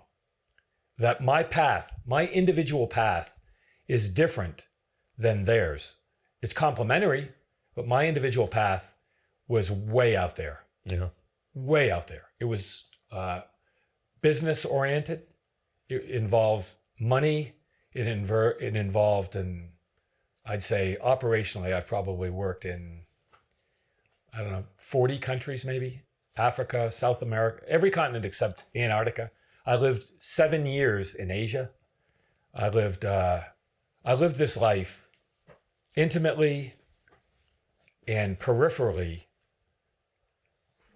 It's kind of like the martial arts thing where the old Karate Kid, where it's wax on, wax off. You learn a discipline and you stick to the discipline, you master the discipline, or you start out in chaos. Anybody that's into martial arts, you start out not knowing anything. You learn a discipline, you perfect a discipline, you engage and compete or fight in a discipline, and you give up that discipline for chaos all over again. And that's what makes you more effective, right? It's a common path. You see that with a warrior. You see that with many professions. You see that in mixed martial arts. And I would look at that as the course of my life, that I learned and worked from chaos, where I was fighting Golden Gloves, and I was always a fighter, boxing or whatever, in the early days. And I perfected that as a discipline. I perfected it to the best of my ability. I'm not saying it's perfection. I did the best that I could when I was with a hostage rescue team. When I left the FBI, I went back to the chaos, but I think that I was born for chaos. I think I was very, very effective in that world. And you could not take, ground branch is a perfect example. You take a lot of guys that go into these units, tier 1 units. Do you mind explaining what ground branch is? Oh, okay. So back in the day, there used to be, for the most part, Delta 6 and HRT within that community. And HRT was not designed to be a special warfighting capability. That's not what it was designed for. It's called the hostage rescue team for a reason. It was a hostage rescue team. One element, one place in the world, air mobile to anywhere on the planet Earth for whatever whatever the crisis may entail. Had tremendous resources. Most of the time we got flown by Task Force 160. We had our own Blackhawks. We had our own MD-530 Little Birds. We had all of our own air support. But is that the 160th SOAR? Yeah, 160 SOAR. We just called them 160. But Task Force 160 is a special aviation unit in support of that community, specifically Delta. And I mean, for people that, I don't know, for some people listening to me right now, they'll say, this is boring. I know all about that because they watched podcasts. Other people go, what the hell is this guy talking about? It's if you want me to clarify something. Yeah, it's like I'm familiar with ground branch. So I just assume they would. Yeah, so the CIA back in the day did not have a special, I'm not going to say war fighting. I'll say I don't even know what terminology to use. Guys with guns. Yeah. Secret guys with guns. I don't know what to say. I mean, I don't know how to describe them. So the Army had one, the Navy had one, and I don't even know in how you'd say, HRT was in the FBI, obviously, and very clearly is now. Back in the day, we did a lot of different things. But as a result of the 2 longest wars in American history, we came up with many, many other organizations, right? With Aspect Orange, and I mean, I don't even know how to go down the list. There's so many, all the task forces overseas that were warfighting components, that were high value target. There's so many units. Along the way, and it goes back, it's nebulous how it started and where it started. Along the way, the CIA came up with a special operations group capability that evolved into what is widely discussed now as branches. One of the best known of those branches is ground branch. Ground branch, for people that don't know, and trying to be fair to the people that do know, is a very independent acting, highly capable, remarkably effective group of knuckle draggers. Yeah, I think they'd be pissed if I called them knuckle draggers. Knuckle draggers with a little more brains. There's some of the most highly trained, tested, and capable human beings that any government has ever produced since the beginning of time, because most of them come out of another group that is also that. Right. Like most of these guys come out of very highly trained groups, and they make a transition into this, which is even more secretive than the groups that I've discussed. And they have remarkable rules. They have remarkable assets. They have remarkable human beings. They have, and many, many friends of mine. and they have a very, very specific and a very hard to delineate mission or explain mission. Right. It's delineated well, it's not explained very well. But you're getting to a point now where guys are talking a little bit about it. What's interesting is they are contractors. One thing, the FBI is very simple. If you go in and you carry a gun and you have a badge, you're a special agent. You could be a constitutional law instructor at the FBI Academy. You could be a forensic accountant. You could be a scientist at the lab. You could be a hostage rescue operator, but you're still a special agent.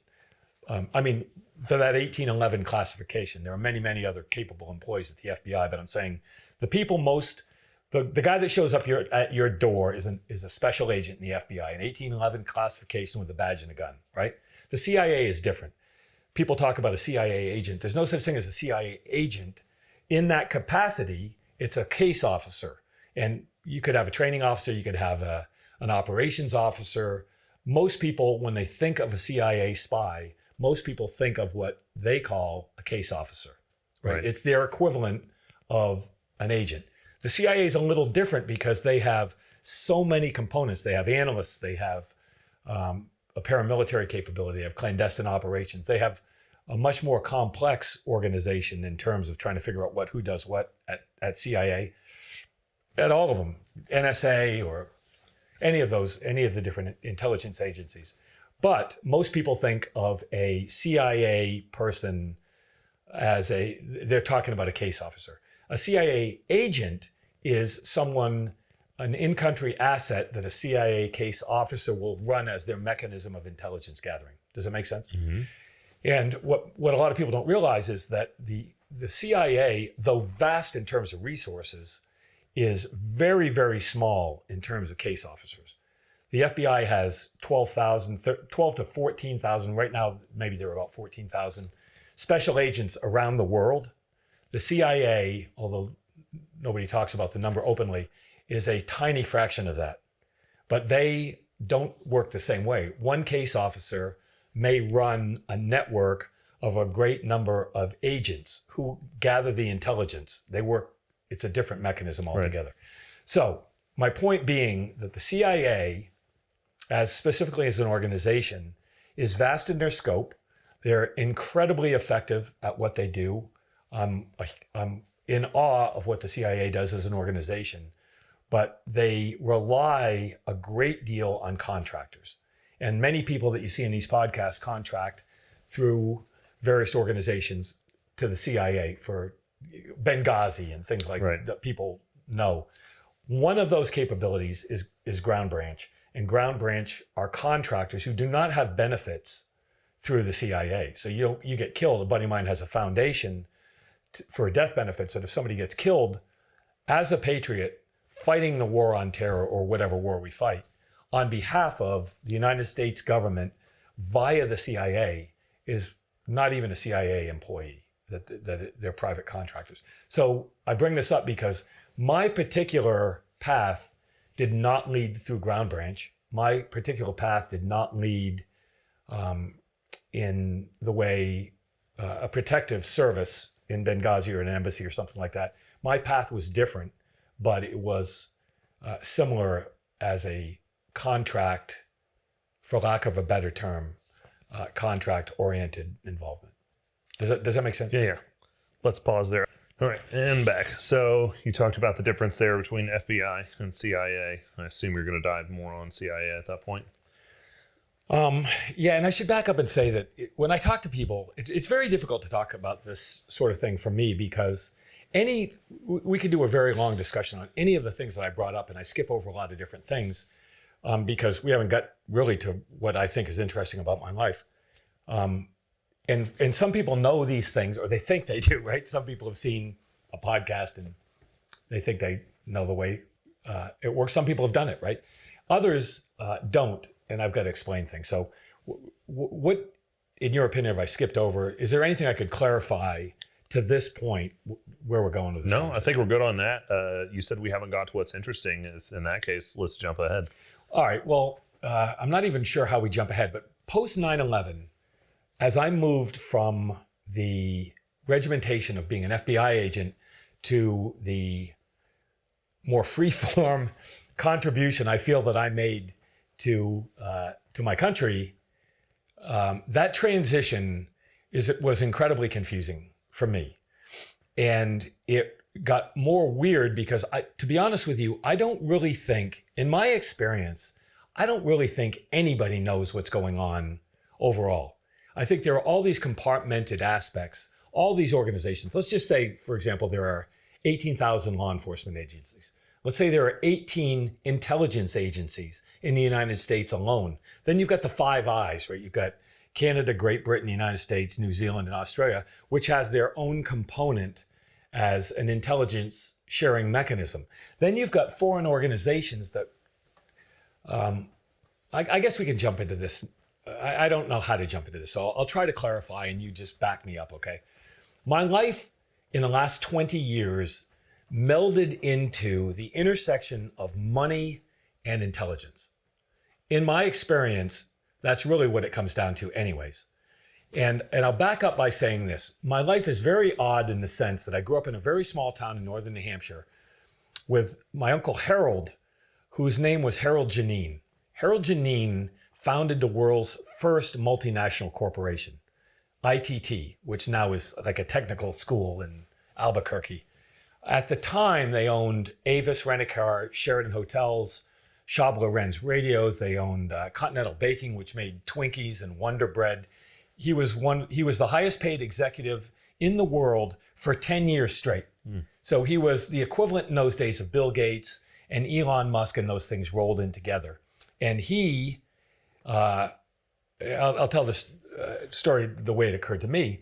He had an estate in New Hampshire on a hilltop in Landaff, New Hampshire, that he called the farm, right? It was a farm, but he called it the farm. I didn't know about Camp Perry being called the farm. I didn't know that's why he called it the farm. I didn't know that he worked with the CIA. Oh, wow. But Harold Janine, and you can Google this, and there have been a couple books written about it. My Uncle Harold Janine paid the CIA cash money to assassinate the president of Chile, Salvador Allende, in 1971 or 72 or something because of a general strike. So let me back up because this is important in my life experience where I'm going with this, my personal path. My personal path is that ITT it was International Telephone and Telegraph. Those days, pre-internet, all communications went through wire. All wire went through copper. Copper was a strategic element for the national security of the United States. You could not communicate between New York and LA or New York and London or whatever else without ITT facilities, and it was based on copper. One of the primary suppliers of copper was Chile in the early 1970s. They had a general strike and they nationalized a lot of foreign assets. One of those was ITT. ITT as a business needed that. Harold Janine, I didn't realize, started out, I won't go through his whole path, but I found this out later. He started out as a business entity following World War II with the CIA through Bell and Howell and a couple. He started with oh my God, what's the defense contractor now? I'll think of it in a second. But he came up as a business interface on behalf of the intelligence community. The way I found out was I had a ski race, and my dad ran a ski area called Cannon Mountain. And after the ski race, my best buddy, his brother, and his friend, the four of us went back up to the farm and we were getting ready for dinner. Uncle Harold, Harold Janine, who had a house next to President Nixon in Key Biscayne, Florida, and a house in Brussels and a house in New York, and had all these, fabulously wealthy guy. He had a hit squad assigned to assassinate him because he, with the CIA, had paid to assassinate Salvador Allende, or overthrow the government, not assassinate, overthrow the government of Chile. They came after him. They blew up ITT headquarters on Madison Avenue, New York City. I mean, blew that fucking thing up. And sent a bunch of guys to kill him. He had a bodyguard named Jerry Sabatino, who we referred to as Bullet. And they all lived, for a period of time, they all lived in this estate in northern New Hampshire where they could be protected, right? We had fields of fire and lighting and everything else. the way I found out about this, and I always knew there was something weird going on because he had all these secret compartments and shit. When you're a kid, you find that stuff, right? Right. And so one day I was starting the fire. They would always have, they were sisters, and it was always a party. And it was getting ready for dinner, and it was my job to start the fire. So there's a big, huge fieldstone fireplace. There was a fire starter package in the garage. I pulled it out, and it was a newspaper clipping summary from the New York Times, written by a guy named Anderson, a famous reporter at the time, about Harold Janine and about ITT financing with corporate dollars the CIA operation in Chile. And I said what any 12-year-old kid would say, what are you talking about? But it was a long series of articles and Senate hearings and whatever else. Then I found out that the guy that I referred to as Jack was the most recent former director of the CIA, who Harold Janine had hired to be a board of director member of ITT. So not only did Harold Janine work as a commercial interface, a financial interface for the CIA operations in a foreign country, but the former director of the CIA worked for him, and he would come up on the weekends, and we called him Uncle Jack, right? That's wild. And I'm a 12-year-old kid in northern New Hampshire, a town of 300 people or whatever it was, with that exposure. Then it starts to snowball. Then we ask stories and talk about how do you get into the CIA and how does this work and how does that work? Some of which he'd answer and some of those things that he wouldn't. But that was my introduction into the intelligence community, growing up with it on the business side of it.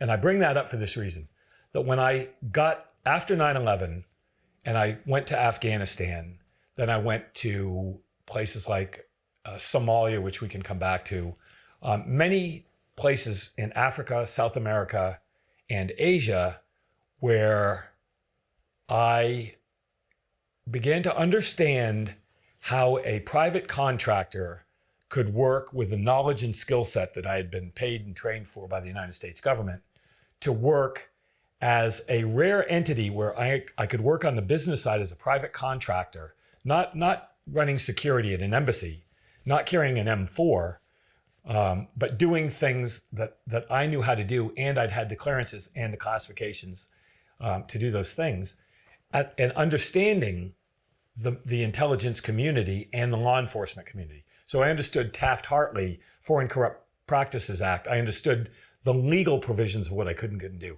I understood how the CIA works with contractors, how they pay, what they want to do, the difference between passive information gathering and tasking. And tasking is a very big word in the intelligence community, because if you do something benignly and give information as a patriot, great.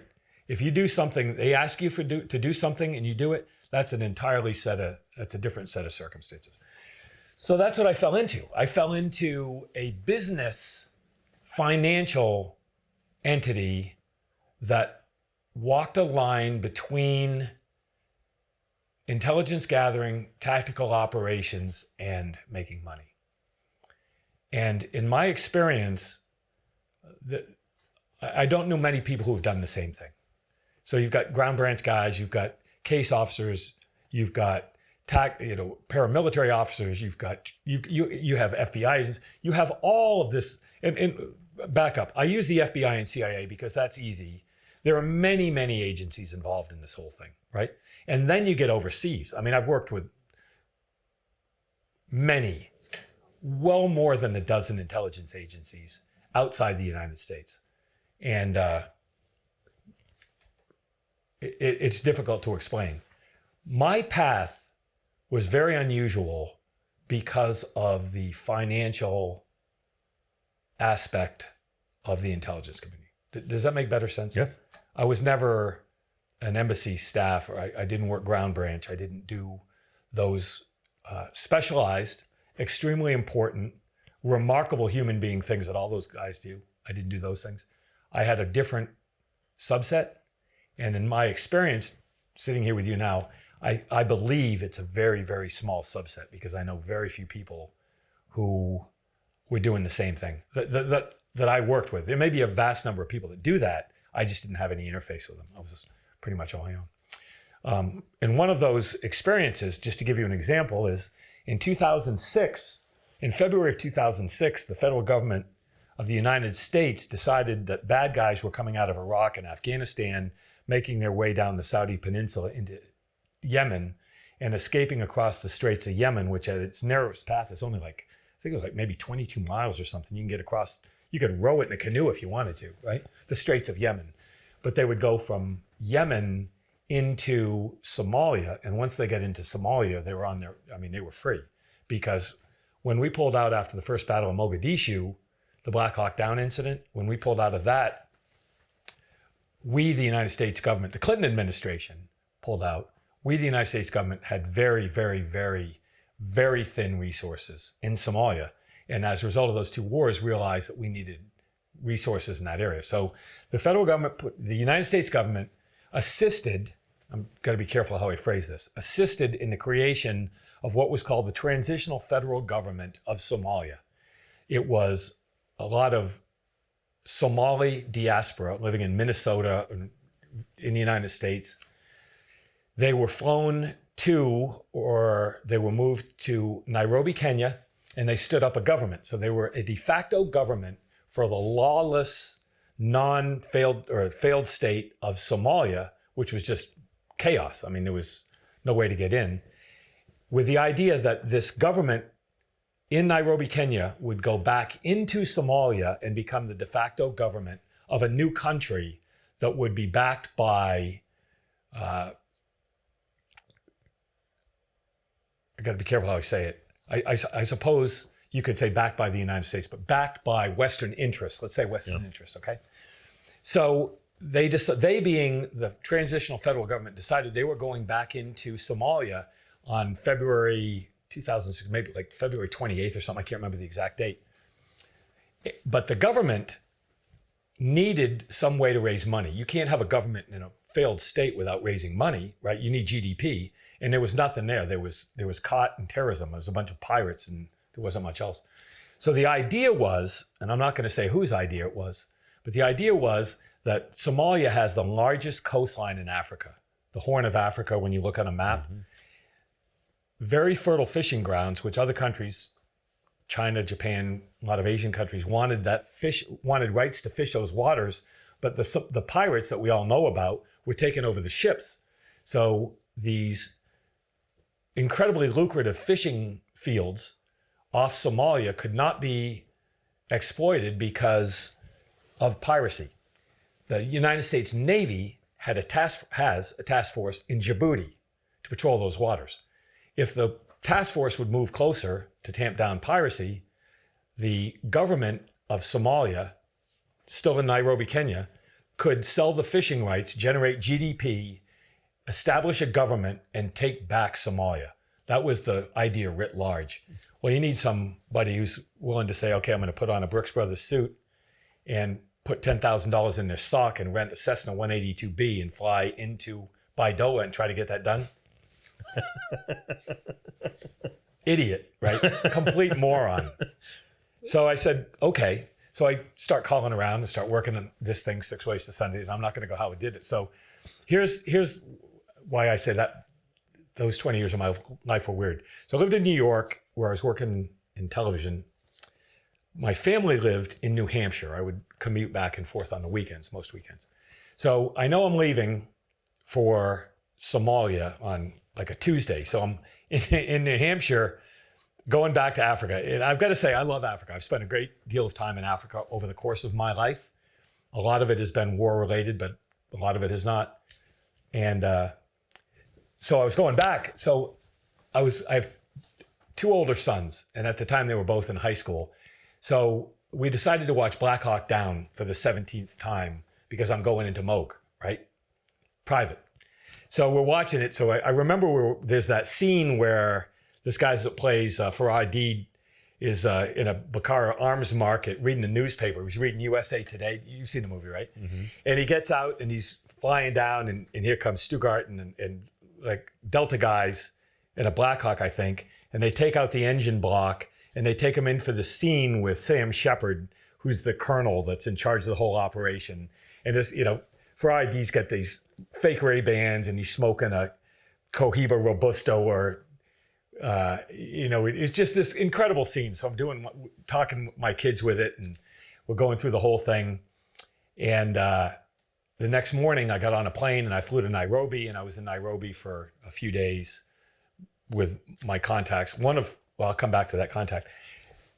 48 hours later, I'm in a warehouse in Baidoa, Somalia, shaking hands with ID. That's insane. Who looked nothing like the guy in the movie. Right. They called him Colonel Dozier because he made most of his money in construction, but he's a very charismatic, very well-spoken, wearing a single stitch Savile Row suit. He's wearing a $4,000 suit and John Law Bromes. I mean, elegant guy. I mean, he's a murdering devil, this guy. But I'm thinking to myself, that's my life. My life is I'm in New Hampshire watching Black Hawk Down, and 3 days later, I'm in Somalia shaking his hand. Not shaking his hand like I was buddies, but I was there to do business, right? And it was much more complex than that. But that's a pretty good thing. But even weirder than that, because I'm a writer, I'm a Hemingway nut. I've always wanted to be Ernest Hemingway, live that life of adventure and write it down. So there's a club in Nairobi at the airport. Wilson Airport has a civilian side, and they have a little private entity called Bluebird Air, and Bluebird Air flies COT or Mira. They have a bunch of King Air 500s, and they would fly it out to Eritrea or Ethiopia or Somalia. Can you explain what COT is? Yeah, COT is many places in the world chew a vegetable that is somewhere between Copenhagen and crystal meth, and it fucks you up for a period of time.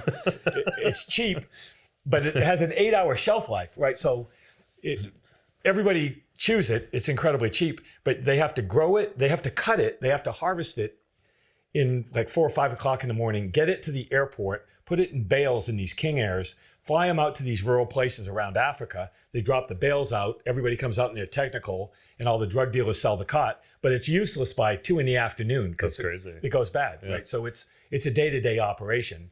And I don't mean to talk down Bluebird Air, but that was their stock and trade, in 2006. So the idea was there were no flights into Somalia. There were no roads into Somalia. There's no way to get to Somalia unless you fly yourself in. So I hired a Cessna 182B that had already crashed twice. And I don't know. I don't want to get going on all these stories because they're endless. But the point of the story is that there is a place called East Africa Flyers Club at the civilian side of Wilson Airport. And it's kind of the history of Africa as told from the air, right? Hemingway, the second time Hemingway went to Africa twice, celebrated trips to Africa. And the first time he got fever and went to Nairobi, but he popularized his pilot, and his pilot used to hang out there. So I can't prove that Hemingway ever went to there, but his pilot did.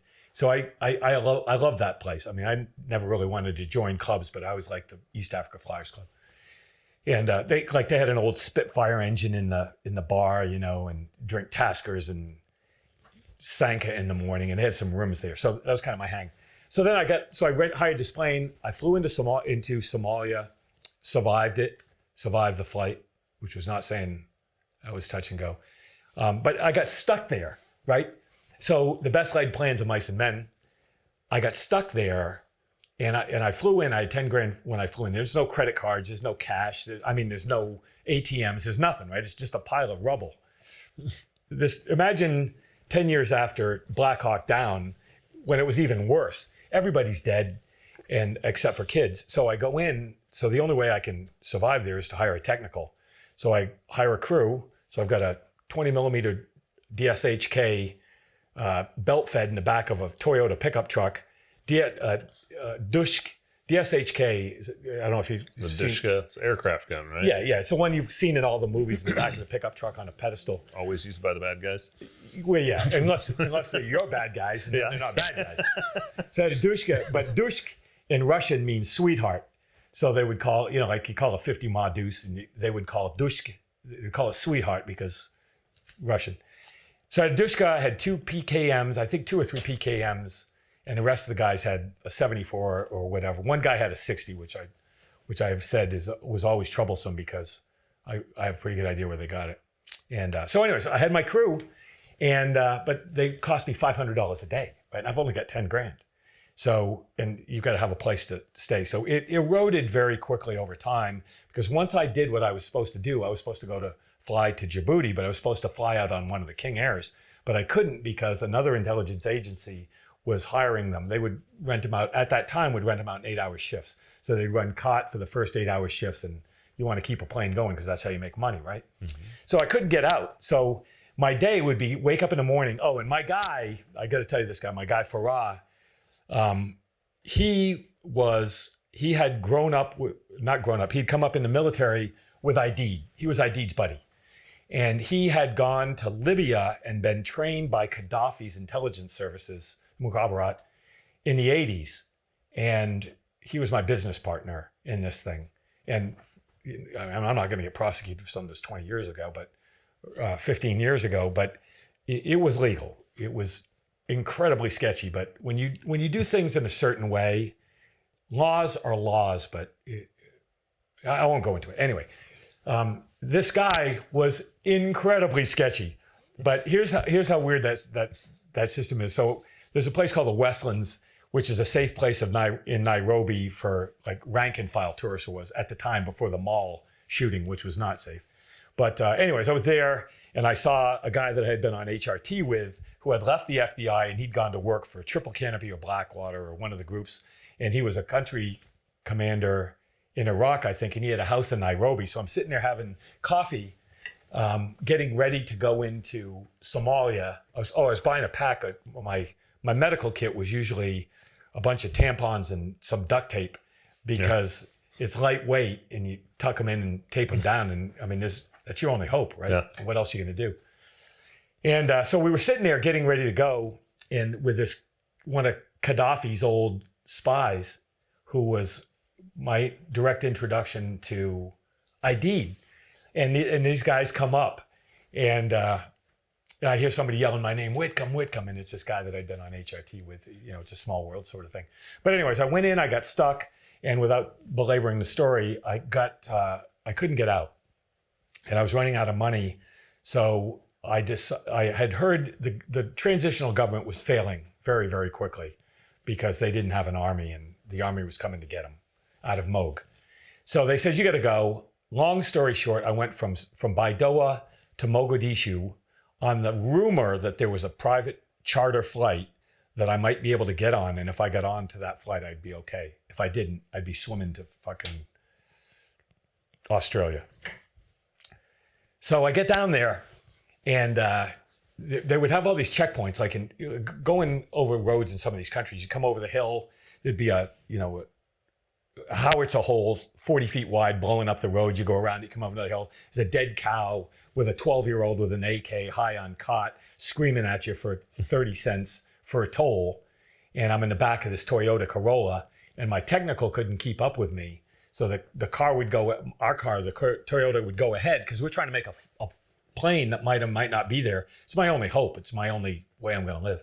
And so so it's an accordion where you got 12 guys in the back of an old Toyota. They couldn't keep up. They'd get to catch up. This 12-year-old kid is screaming at us that he wants 30 cents. The driver's screaming that we're going to kill him, waiting for the technical. The technical would come over and point the dushka at the 12-year-old. The 12-year-old point the AK, decide not to, and we go to the next checkpoint. And I think there were like 24 of them.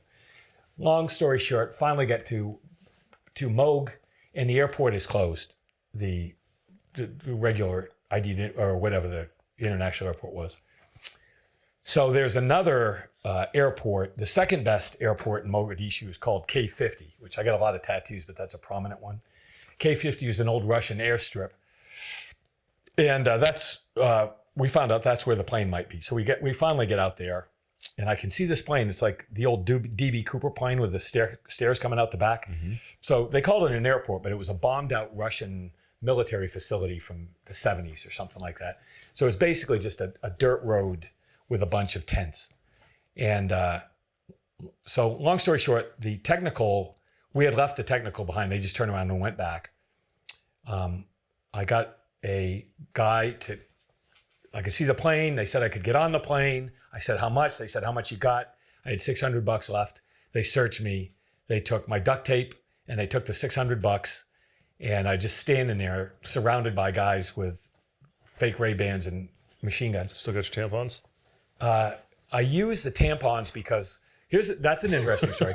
One of the guys on my crew had a bad cut in his hand and it was septic, right? Yeah. So I had iodine too, iodine and tampons. And so I was getting to the tail end of this thing, and I hadn't used the kit for much. And his hand was going bad. So I was trying to debride his hand, and one of the other guys in the crew is laughing and they're snickering, whatever, and calling him a pussy. And I go, dude, this guy, he might lose his hand. He could die from this, right? And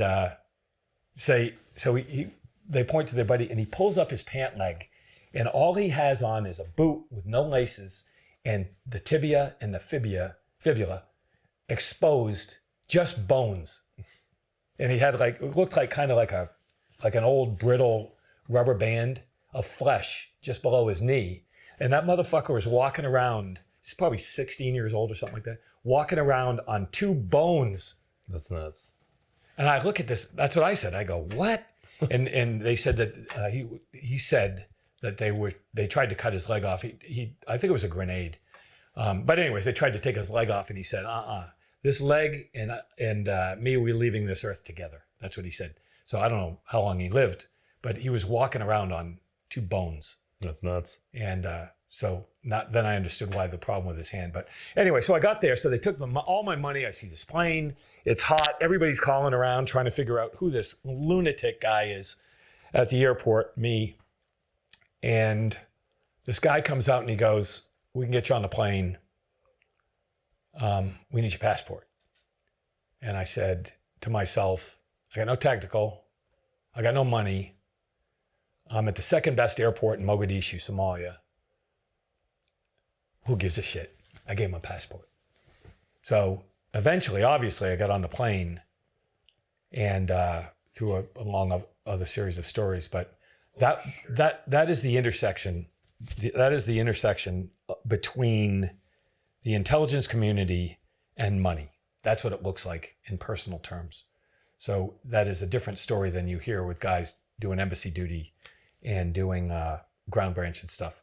They do fascinating, incredible, capable stuff for the United States so that we remain free.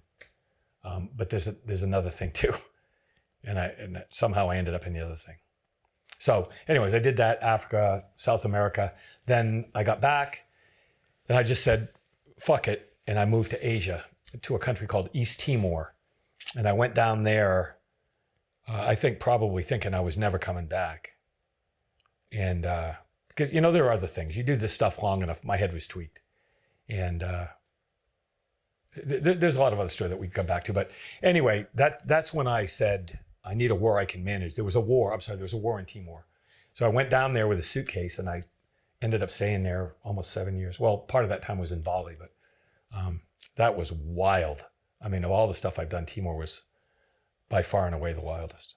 So anyways, when I talk about what I did after leaving the FBI, the confluence of intelligence, money, and world operations, the Somali story is kind of a decent example, I suppose. It's a good example. Yeah.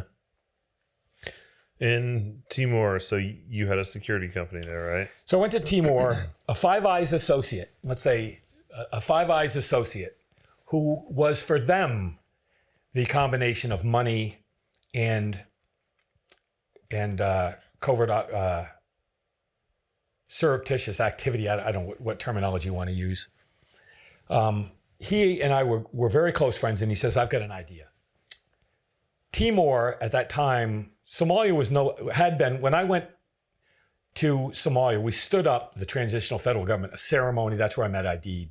They had a ceremony. They made it a country. It was the newest country in the world. Like right then, like today, it's a country. But that fell down. And the second battle of Mogadishu broke out right after I left. And so when I went to Timor, Somalia was no longer a country. So it wasn't the newest country in the world anymore. Timor was. Timor had gone through a war of independence with Indonesia, where the Indonesians killed something like 300,000 people or something like that, and leveled the country. I mean, they stole the power lines. They blew up the roads. They killed 300,000 men, women, and children. They torched everything, and they stole all the furniture and everything else. So when I went in, it was still hot. I got stuck in Darwin, Australia for a week or something because the airport was closed. Finally got in and thought to myself, all right, maybe I'll come out of here, maybe I won't. But this is where it's gonna. I don't know what I thought. I was nuts. But anyways, I got there by myself, and the reason people give a shit about Timor at the time was because they had two things. They had oil and natural gas. And at that time, Western interests speculated it was about $16 billion in reserves, which in 2008, we're going back to 2007, 8 now, 2007, which was a lot of oil because they were proximal to Australia. So that oil was easy access and very attractive to Australia, but also to China. And there is another component that really doesn't have a lot to do with me, which is the nuclear highway, which is why we have such a strategic relationship with Australia, because of listening capability and because of the nuclear alleyways that go through these very deep trenches through the South Pacific. So I went in, and I remember when I first got to Timor, I was going, okay, how are we going to do this thing and who's going to pay us? Which was the United Nations. The United Nations came in and said, we're going to start a mission in Timor. It was the second, actually. And we're going to return peace. So the Australian Army came in, the Australian SAS, the Portuguese came in, and they had an international peacekeeping mission, and the United Nations, and they set up in there. And it was still hot when I went in. And but my buddy from this Five Eyes associate, who's also a very wealthy guy, we drove out to the northern part of the island and took me out in the jungle, which looked like Jurassic Park. One of the most beautiful places. I always said it was the 5 most beautiful places I've ever been in my life were on Timor. Pools of oil. Like you look down on the ground, it was a pond, except it was crude oil. There was this one particular hillside that was a gravel. It was like a gravel pit you see in any town, except the whole fucking thing was on fire because the natural gas was bubbling out of the ground, and I don't know if the sun lit it. I don't know what lit it on fire, but it looked like a giant hibachi barbecue grill, 50 yards long with natural gas coming out of the ground. It was a surreal place with exotic birds and monkeys and jungle, and I mean it's a really remarkable place. So, anyways, I said, all right, I'm going to stake a claim here, and I started with myself. And when I built the company, and when I sold the company, I had 4,000 employees. 4,000 in about 4 years. We had the entire contract for the entire United Nations mission. We had the whole island. We were bigger than the Army. My company was bigger than the Army. That's nuts. We had a coup d'etat. I mean, a full-on coup d'etat. They shot the shit out of the president. He survived. Horta, who had a Nobel Peace Prize, they shot him up. The prime minister, they shot him up. He escaped into the jungle. And his oldest son was one of my top executives. The first thing you do if you're starting a business in a foreign country, hire the prime minister's son. And so that was wild, man. It was all black magic. It was a Portuguese colony since the 16th century. They were a Catholic country for the most part, but the whole country was based on black magic. And they called me Emahalo. Emahalo, which is roughly translates into, they called me Kitabuang. Kitabuang is like main ghost. Like mostly they called me the main ghost. But Kitabuang, Emahalo, they used to yell Emahalo at me. I go, what the fuck? What does Emahalo mean? And he goes, you make people forget. And I said, make people forget what? He goes, forget to live. And so I don't know why. I don't know why I got that designation, but that's how I succeeded. Complete, total accident. But, as a security company, we had this one thing. We protected the Australian Federal Police, which had everything was in compounds. Everything was behind 12-foot walls. And we protected the Australian Federal Police compound. We actually rented the compound to them. And I think we had 12 guards on duty. I forget now, but there's a lot of people on duty.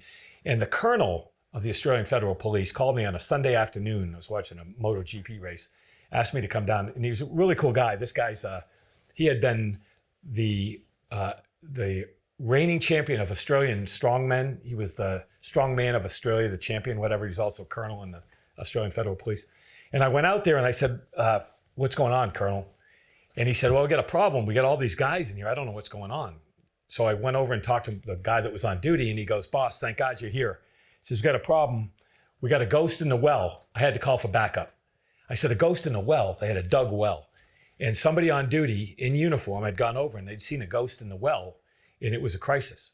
So they called in the neighborhood, the Sheffield Dea, all the holy men in the neighborhood, brought him in, and it was my job to get rid of the ghost because they figured I had the strongest magic, which I did not. Wow. I didn't know anything, right? So I go, okay, what do we do? So we went out and we got a couple black roosters and a left-handed cat and a dog that had been dead for 3 days or whatever. And we did a bunch of rituals, sprayed around a bunch of blood. Everybody high-fived, and I went home and watched a motorcycle race. But that's one day, New Year's Day in 2008, we had our own compound and our own guards. And my close quarter guy, sitting at my office, so I'm at a desk. It's probably, he could walk around just like 4 feet to the wall, and he was outside. And one of the other guys just walked up and chops his head off with a machete. And I was drunk about half the time I was there. So I called one of my guys a couple of years ago when I was writing this book, and I said, do you remember that? I just don't want to exaggerate. He goes, boss, it wasn't one guy, it was two. And I'd forgotten about the other guy entirely. But I'm telling you, man, it was wild. It was just the fights. Friday afternoons, we'd go out and we'd just get in these riots, and we'd get the UN shields and the UN gear on and batons, and we'd have these 200-person melees on the soccer fields. They'd have these big banana forts, and they'd shake the banana trees, and they'd hit pots, and then they'd come running out of the jungle, and we'd have these colossal riot rugby, we called it, and then you'd go drink beer. Had a killer band, made a lot of money, moved to Bali and surfed for 2 years. So it was wild, man. It's been a wild run, absolutely wild. Was there some mental healing needed for the surfing time? Yeah, I think the mental health was supposed to be a healing time. The surfing time, I was way too far gone. Those are some rough decades. And but there was a group called Lascar Bali. Everybody think of Bali as eat, love, pray. There's an underside to Bali that maybe nobody but I really paid attention to, because I was the non-Indonesian guy trying to take a stand in Bali. I had a big surf shop. I had a venue, and Lascar Bali is kind of their, I don't mean to demean them because I had good friends at Lascar Bali, but they're kind of their mob. It's kind of their local mafia sort of thing. And I kind of got in a piss and match with some Indonesians, and I had to make a decision. So I moved back to the United States, but I was down there for about 7 years. Well, you seem super square, and if you've dealt with so much crazy stuff, it's so wild. What has helped you stay sane mentally through everything? I haven't been. I mean, there's so many stories. I mean, I flew my kids down to college. I was talking to Andy Stump about this, and he pointed out that I was probably that he didn't like that very much at all. But my kids were in college, and we're an adventurous family, and I'd always lived in a life of adventure, and it was normal to me. All these things, and what we talk about here is a tiny fraction of the stories and the places and all of these other things, and the death experiences in Afghanistan and Kurdistan, whatever. I'm telling a couple exemplary stories that just give you an idea of what I was going through. But so my kids were in college, and I said, hey, you need a summer job. So I flew them down. And they came down, and we lived in this compound, and we got in what we call the Battle of White Star Clusters, which was the only time in my life, and I've been in 4 war zones. I've been in a lot of,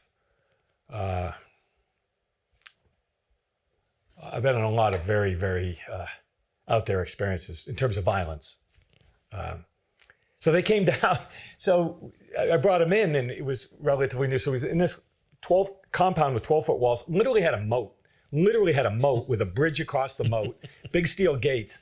And it was still it was a hot war. Now, listen, I don't mean to compare myself to all these remarkable patriots who had these crazy gunfights in Afghanistan and Iraq and whatever else, right? I'm not saying that, but I'm saying dead is dead.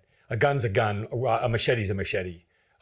So my experience was different. So I'm not trying to compare to these heroes who have done remarkable things in the military. My path was different.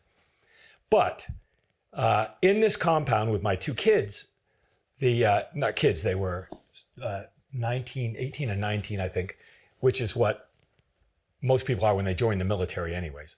But anyway, they came down and they would attack various places and the military would fight them off. So this big fight breaks out around our compound. And we had, the local beer was called Bintang. And you could buy big ones, like quart bottles of Bintang.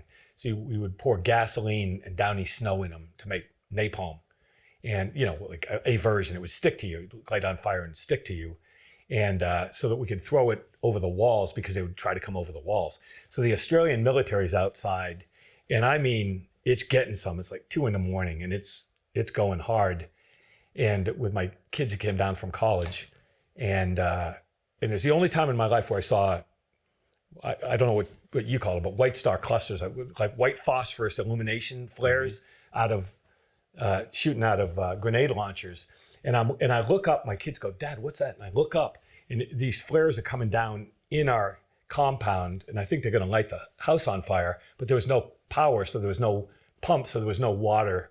And so somebody pointed out, this guy pointed out that I was talking to, they looked at me with this blank expression. They go, are you fucking nuts? Who takes their college kids to a war zone in Asia and throws napalm at these poor, oppressed people of Southeast Asia?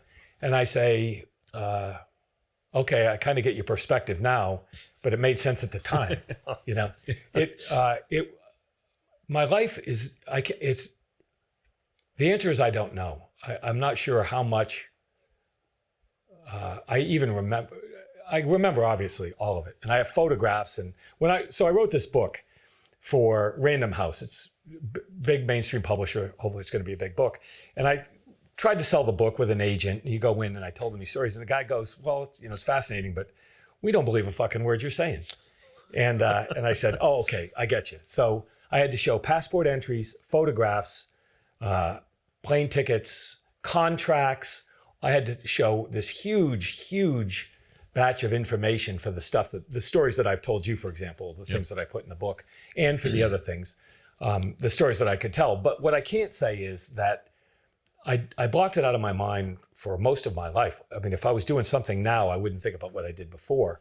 And there was a period within the last few years between coronavirus and now where I never talk about it to anybody anymore. I mean, I'll talk about it in a podcast or whatever.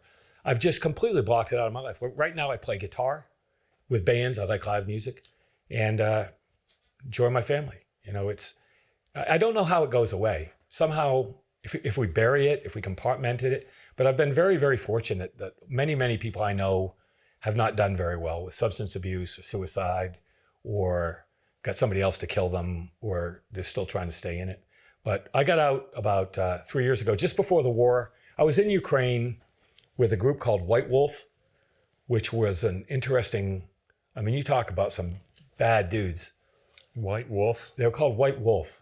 I don't know what they're really called, but. I may be crazy. I'll have to look, but I'm pretty sure I have a White Wolf patch. Okay, cool. That's through T-Bach, the Tactical Beard Owners Club that a guy gave me like 8-9 years ago. Well, I was working with those guys. They gave me I think I showed you a picture the other day at coffee. I got a picture in this office in Kiev, and they bought me this way nice sniper rifle. Yeah. And it was some exotic caliber. I still don't remember what caliber it was. I'd never heard of it before or since. But I was there, and I was in Turkey. I was working in Turkey, and I've got to say, of all the groups that I've worked with over a long period of time, Erdogan's guys in Turkey are unpleasant. And but Turkey, Soviet Georgia, and then the Middle East. And I think I've told you I've worked extensively with the Israelis since about '93. So 30 years off and on working with Israeli components, Mossad, Shin Bet, affiliated agencies, military agencies, the IDF and things like that. And have spent a fair bit of time in Gaza too, with everything that's going on nowadays. So there's so much that it's first of all, nobody gives a shit, right? I mean, it's nice you to say, come on and talk about some of this stuff, but you can't live a day-to-day life and you go and you have dinner at a Golden Corral and somebody comes up and says, hey, what do you do for a living? Or, where are you from? Or any of those things. I don't have an answer for anything. I've kind of lived myself outside society. Eventually, you just can't what do you talk about with somebody? Yeah, it may not come up naturally like that, but what's crazy is I think we met through a realtor friend initially, where I was tipped off about you. I can't even remember now. It's been 4 or 5 years ago, but I was doing something, searching my phone, maybe just going through old photos. I've had an iPhone since 2007, 2008, somewhere in there. And I had pictures in there of your name from 2011, where I had white and black, both of your books, where I'd screenshot that, intending on purchasing those from Amazon or something. So it's like, you say people don't care. I do. And your story was already interesting to me then. And then years later, I end up finding out, oh my gosh, you're that guy. It's I had a clipping from your GQ deal where you're got a full page spread of you. I know, yeah. Inside cover of GQ magazine. How does that happen? We'll throw that up. With too much shit in my hair. My life is just this long series of just bizarre things that we haven't talked about, like drinking peppermint schnapps out of the Stanley Cup at Luke Robitaille's house the last time the Red Wings won the Stanley Cup, while his wife is doing a CD launch with a plexiglass thing over their swimming pool. Or I don't know. You could pick I got in a fight one time with an A-list movie director, one of my oldest friends, and I mean, he's done 5 of your favorite movies. He's a very big guy. And we were going to a movie premiere at his house, and this would have been like 2012. I don't know. It wasn't that long ago. And we were playing, if you have a movie premiere, it might have been at Grauman's Chinese Theater, but it was right across the street from OJ's house, which has been torn down. It was in Brentwood on Rockingham, right? So here's OJ's house, here's my buddy's house, and here's Rockingham, and there was a cross street. And we were playing street hockey with a bunch of kids. Long story short, ended up getting in a fist fight with a 23-year-old Marine who tried to kill us, mow us down, and we're playing, not playing. It was like a bullfight, only he's in a Jeep, and he's trying to kill us, run us down in a Jeep, the 3 of us. We get him out. We get in a fist fight that lasted 30 minutes. We had a helicopter. I do have a long history of violence, and. Maybe an unhealthy relationship with it, I don't know. But probably. I'm old now, but I didn't used to be, right? I used to be a gamer in my day. But anyways, so we're fighting it out in the mean streets of Brentwood, right? These are 10 million, I don't know, they're expensive houses. And we're in the bar ditch, and it was touch and go. It was me and my buddy, this movie director, who's a bad dude in his own right.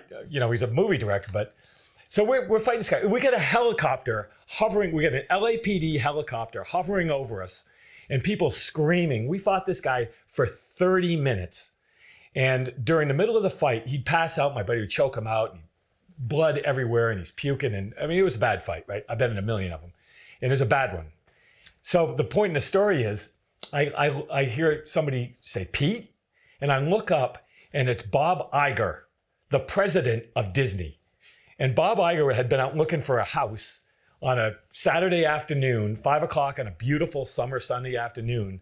And I look up, and here's the CEO of Disney looking down while we're fighting to this guy to the death with a helicopter over our heads. So the guy eventually got charged with assault with a deadly weapon, because it was more involved than I'm saying. We almost really got killed. And some kids almost got killed. So we go to the Santa Monica courthouse. We're waiting on the trial. There was a trial, so we're outside. So I'm sitting with Bob Iger talking about Disney, like Mickey Mouse. And it was the same court. It was the same courtroom where Charles Manson, not Charles Manson. Charles Manson, I think, was had his original show cause hearing. It was a famous courtroom from Charles Manson. And I'm talking to Bob Iger about Mickey Mouse and about this fight that I had with this A-list director in Brentwood. It's just this endless series of just bizarre stories, and with that some of them were intel, some of the CIA, some of them were movie premieres, some of them, I don't know. It's just been a wild, wild ride. Well, yeah. What's some more of that? Like you mentioned, like Madonna earlier. Here's a Madonna story. So I go, first of all, I'll say this. It's not a name dropping thing. People go, why are you dropping names? It's cheap. And I would say, well, if that's all you hang out with all the time, it's like I could talk about Bob Smith. I could talk about Joe Blow, but at that time, that's who I hung out with all the time. So I was going to dinner with this buddy, called up and said, hey, I'm having dinner. It was a place called Lumpy Gravy in LA. I would live most of the time between New York and LA. I flew back and forth a lot of the time if I wasn't overseas. And so I go, okay, so Frank Zappa, you and I know Frank Zappa, had Dweezil, phenomenally talented musician, and his daughter, Moon Unit. And Moon had a restaurant and a lot of her artwork in this restaurant. So I go to this restaurant, I go upstairs, and there's the second floor of this restaurant, and there's nobody in this restaurant except two people at the far end of the restaurant. So I go, all right, it's my buddy. So I walk down, it's my buddy, and I go, hey, dude, what's going on? I didn't know he was going to be with somebody else. And this person is sitting there at a dinner table. It's kind of dark, with a 12th century wool monk's hood over their head, right? And I'm looking down and I'm thinking, Yoda? I go, what? It was so bizarre. I'm thinking, it was just weird. And Moon's artwork was kind of weird too. The whole setting was kind of weird. And I'm thinking, who is this person and why are they sitting there with a monk's hood pulled over their head? And Pete looks at me and he goes, he said, hey, Whit, this is my friend Madonna. And I'm thinking to myself, wait a minute. I only know two people named Madonna. One of them's got something to do with Jesus, and the other one is Madonna. And just then she pulls back the hood and she looks up at me, and I'm thinking to myself, she was big at the time, right? Mm-hmm. It was like at the peak of her career. And she looks up at me, she goes, who the fuck are you? Just like that. And I go, all right, it's a Tuesday, but she was not very nice. She was never very nice to me.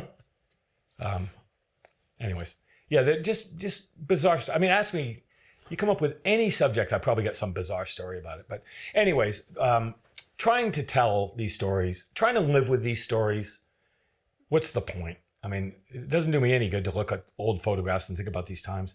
So I kind of put them out, other than the fact that I wrote this book and you're kind enough to say, hey, come over and let's talk for a while. I have a very, very small life now. I don't have much to do with any of it. The war, all the people I know in Ukraine are dead.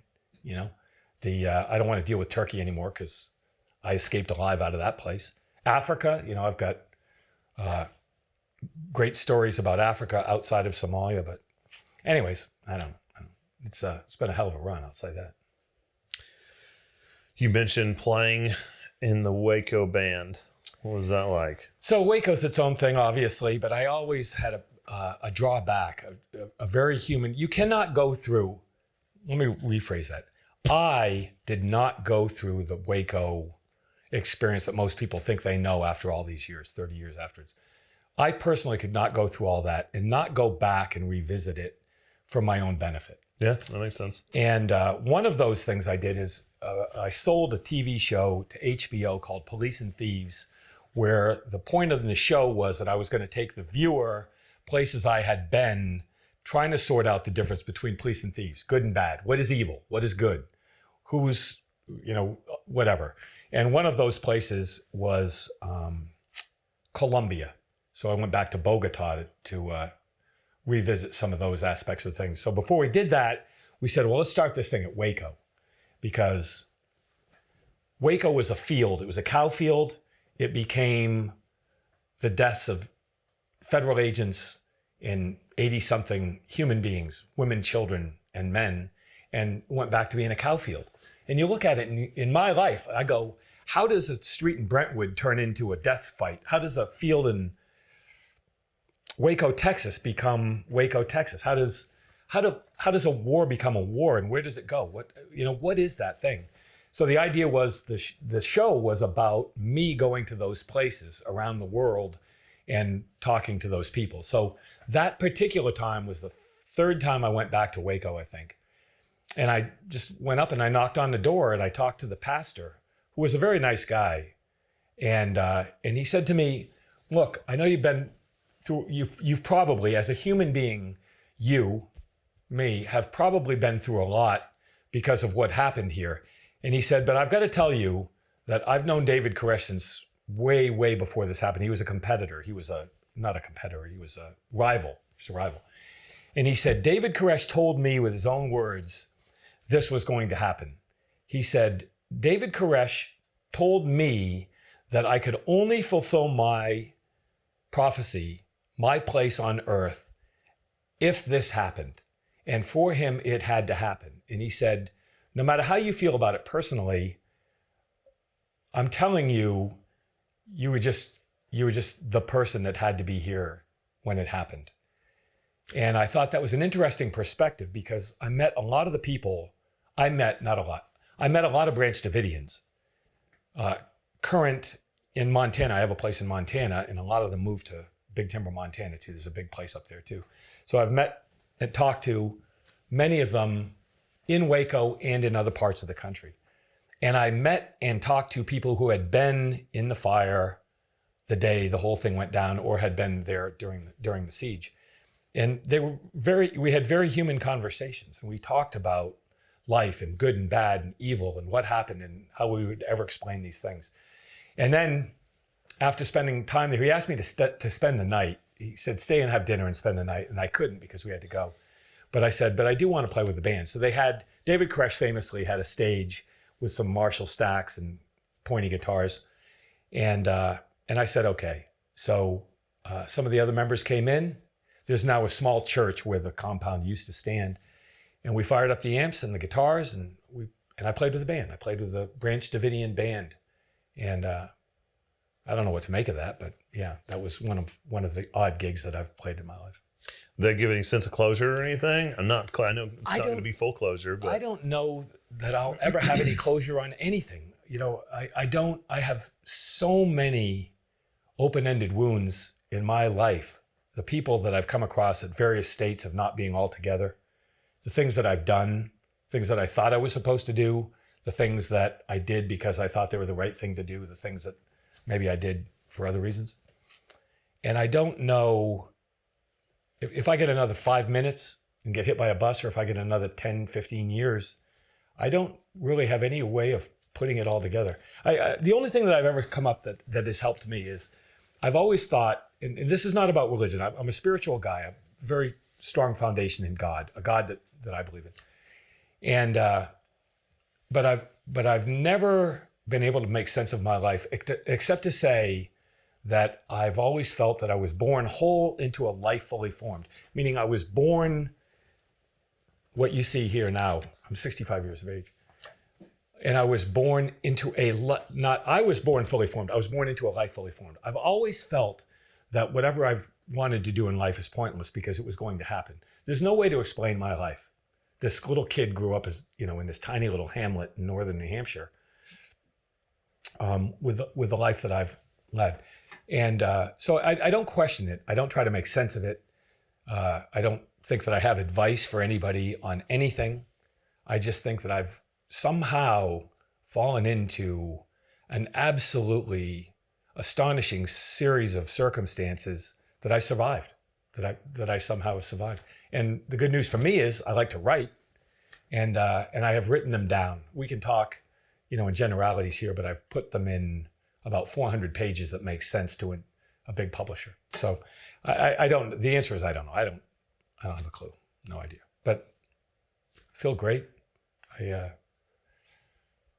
Four very wonderful and well-adjusted kids and a pretty great family, and I don't know. No clue. Should be dead many, many, many times over, and I'm not. So no clue why. It's crazy. It's just wild. Yeah. Well, you've mentioned other things you're interested in with like math and stuff like that. Anything that you want to dive into? Well, I mean, you probably had enough of me by now, but in terms of building a life, because we live in a social media age, right? And I have no social media of any kind. I have no interaction with the outside world except very close friends because I think the answer in the world we live in today, my motto is build a smaller world, because people are going nuts now for a million different reasons. And I've lived long enough that I've seen a lot of those different reasons. I remember when glutens was a big thing, right? And then it was all the movements. We've had all the movements. And I don't mean to demean them, but I see a social contagion, a mental contagion, whatever, the impact of it. I mean, I grew up in the 70s, right? I remember the riots in Detroit. I remember Nixon. I remember all the social justice, the anti-war movement in Vietnam. I've seen all of those things in the course of my life. And I was having coffee with a guy this morning, and I was talking to him, and I said, what we're going through right now is fascinating to me personally with the Gaza, Palestinian, Israeli thing, because I've spent so much time with Israelis. I've spent so much time with Palestinians. I feel like I have a very clear perspective on the simplicity of 2,000 years of hatred and violence and war. And they were talking about it. And I said, in my opinion, it's got nothing to do with the cause. There is a component in the human psyche that makes half of us Chiefs fans and half of us Broncos fans. And we're willing to fight it out in the parking lot, right? We're willing to say during the war on terror that Muslims were bad and that we were good, and we had to fight them. And we did for all those years, and it made sense.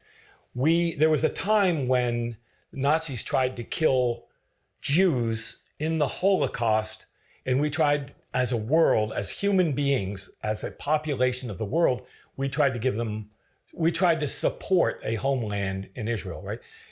My point is, metaphorically speaking, in my lifetime, everything I've ever done in my life was assuming I was a good guy fighting evil.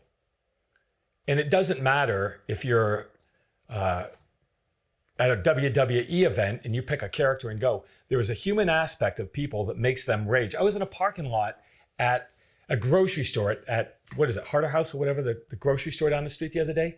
And this woman pulls out and she got out of her car and she came in my window screaming like she was trying to kill me. She's older than I am. And it's a woman. And I carry a gun. And I'm thinking to myself, this woman is about to die because she has a rage within her. She's somebody's grandma, right? And I'm thinking the rage in that 70-year-old woman is the same rage that I've seen in war in Africa, in Asia, in South America, in the United States, that what we see in the world is boring to me because I've seen it so many times. Me Too, Black Lives Matter, what was the Wall Street one? And people would say, well, they're not the same. And I'd say, okay, maybe they're not the same. To you, me, I see rage. I see hatred of one group posed against hatred of another group. This group thinks they're correct. This group thinks they're correct. And they hate each other. There's a great line that I remember that I think sums up my perspective. A buddy of mine wrote a movie called The Kingdom. Kingdom was about a terrorist attack, and it was basically the FBI against bad guys in Saudi Arabia. At the end of the movie, he wrote this brilliant moment in the script where the bad guy is dying. He's a grandpa or whatever, he's dying. And his advice to his offspring, I think it was his grandchild, he said, kill them all. And they go to one of the Americans. And the American's advice to his next, second or third generation was, kill them all.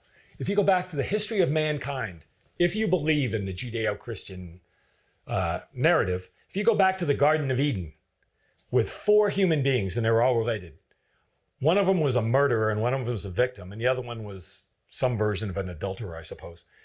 If you, metaphorically speaking, look back on the history of mankind, we haven't made a lick of progress. We still define ourselves against somebody that we think is a threat. And I don't care if it's a soccer mom driving down I-44 in a bad mood and gets in a road rage incident. It's not male or female. It's not black or white. I have seen atrocities committed by every ethnic group you can imagine. I don't want to exaggerate. I've seen atrocities committed by the races that I know of, by both sexes and by children and old people. I've seen violence committed in every case. If they had a reason, in every case they thought they were justified.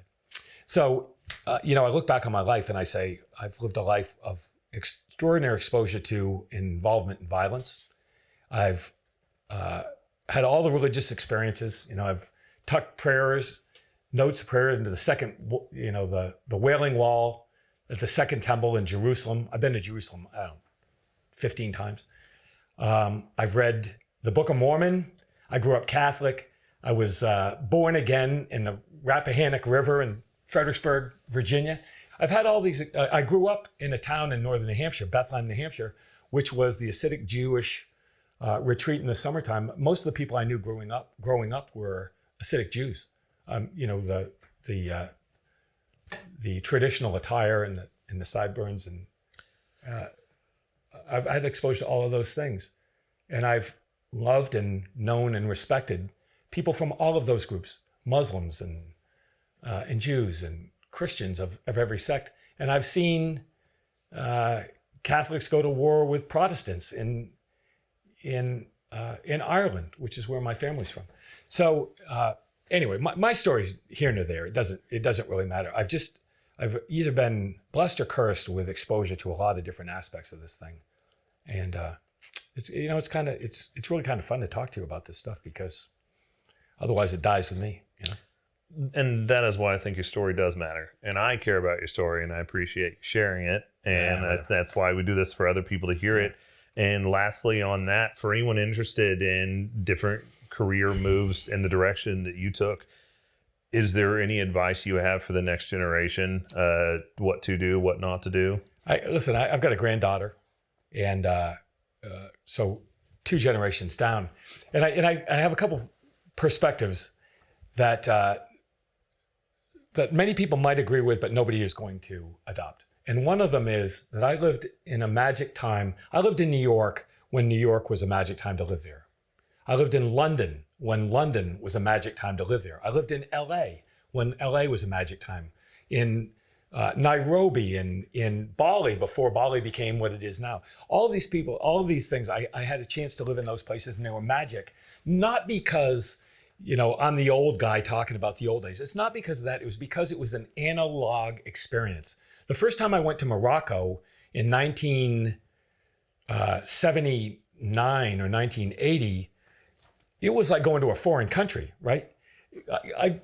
Istanbul. People think of Istanbul, the hub of the silk trade, goes back to the origins of mankind. There are 2 fucking Krispy Kreme donuts at the Istanbul airport and a Burger King. So, the world has changed. It's homogenized. It's small. But I look at it and say the number one thing that I try to tell people that I care about is that maybe social media is not your best friend. That maybe you're going to enjoy life and come up with perspectives and live to be my age and look back on life with some kind of to look back and say, I'm glad I got that run. Maybe you're going to do that with more enjoyment and with more gratification if you're not selfieing the thing the entire time you're doing it. You actually look around. So, and AI, which is very rapidly changing our experience as human beings. So I would look at it and say, I get most enjoyment when I go out and I can smell the new cut grass and I can hear somebody playing guitar live, and I hug my granddaughter, and it's cool for what it is. That you go hands-on and you get the experience which is taken over society, which is tied to things that are not real, that people might enjoy it more. So it's not advice. I'm not saying you should do this. I'm not that guy. I am saying I was incredibly fortunate. I got hopefully got a lot of life to live. I am incredibly fortunate in my life to have had a lot of life experiences, but I lived them. I didn't read about them, in a photoshopped picture with an AI backdrop of somebody that is totally foreign to what a human being truly is. So anyway, I hope that people realize in the next couple of years that the greatest luxury a wealthy, highly evolved, educated, truly capable human being could have during the short thing that we get for life is turn that shit off. Just live some real life. And I think it's become increasingly difficult to do that, but that's I'm glad I got to. Yeah. I'm really glad. A friend of mine, Eric, who played that Yamaha XS8 at the Whiskey A Go-Go. Yeah. For us. At the Whiskey. Probably, I don't know when that was, around a decade, more than a decade ago, 12, 13 years ago. He posted the other day, it's his last post, he's stepping away from social, and he's all about like this now, healing and meditation. And I've invited him on. I can't wait for when he's in the areas where he can come on here. But he said something the other day that hit me really well with what you're saying. He's like, if you're in your phone, you're not in your body. And as soon as I read it, I shut off my screen, set my phone down, and just instantly felt a different feeling of being in the present and what is being part of what's around me. And then picked up my phone again and felt it go away. And that was just an incredible moment. The human mind hasn't changed during the course of evolution. You know, this great, I won't get into that, but because listen, what we've discussed, the things that I have done, it's not who I am. I'm a very curious mind. I want to know and experience and think about things, whether I'm right or wrong or in between. Look, maybe half the stuff I've done in my life is a travesty. Maybe it was good. I don't know. I can't go back and judge. But what I do is I try to make decisions based on everything I can gather. I love to think. So I love physics and math in theoretical sense. And human beings have done remarkable things with narrow parameters. I mean, cell phones and the internet and things like that, they're remarkable inventions. But in reality, modern physics is a train wreck. The standard model in quantum this and quantum that, there's a crisis of faith in terms of what we as humans know. At a time when AI says, hold my beer, I've got the answer. Give me another 6 months, right? So humans are getting to a point where it's not really going to matter what we think. But I really, truly believe that social media and a constant obsession with a screen is not about everybody else. We always think, what's so-and-so doing? What's going on? Whatever. It's not about that. If you think about it, it's about ourselves. We do what we do with on-screen entertainment because it touches a button in our brain like other substances have. Yep. There is a point in our brain where when we touch that button and it gives us some kind of gratification, it's not, in my opinion, a healthy gratification, because increasingly what we think we see on other people's feeds and advertisements and whatever else is not real in any meaningful way. News stories. I saw a thing the other day where some teacher manufactured an AI-based racist rant against a principal, got the principal fired, and it was all turned out to be fake. Every single day you hear more and more and more stories. Somebody is going to do an AI version of a nuclear attack or something, and it's going to be a really bad situation, the way people react to it. So anyways, it's not a recommendation. I can say what I'm most grateful in my life is that I got to live a life that I did not imagine and see on somebody else's screen, that was not photoshopped or AI generated, that was a human experience. Maybe that's what I'm trying to say. I believe now it is increasingly difficult for people to have human experiences. They're manipulated by people you don't even understand. And I've done a lot of that too. I worked with Sports Psychological Operations Group. I've done a lot in terms of media manipulation. That's another entire story. But anyways, enough of me. Well, one of the biggest goals for me with this podcast is to be able to bring on conversations for people to hear about things that people need to hear and for people who need to share. And I think both sides of that are important. If I come back and talk to you again, it would be about physics and math and in interesting ways. Right. Nobody wants to sit around and talk. I mean, I've got Boltzmann's equation of entropy tattooed on my arm. You know, nobody cares a shit about that. But that when they realize that these things are nothing but a language people can use to understand their own experience, that thinking is in itself cathartic. So it doesn't matter what the topic is. We could come on, I could talk about guitars, like 59 Les Pauls, and many, many other conversations. What you do is bring creative thought and introspection to people who will take the time to listen to your podcast. Yep. And I think that is the miracle of the podcast format. in this day and age is it's long form communications. When I worked in television, I had a show on CNBC with Martha McCallum, who's now at Fox. I did NBC, so nightly news, Today Show, and all those things.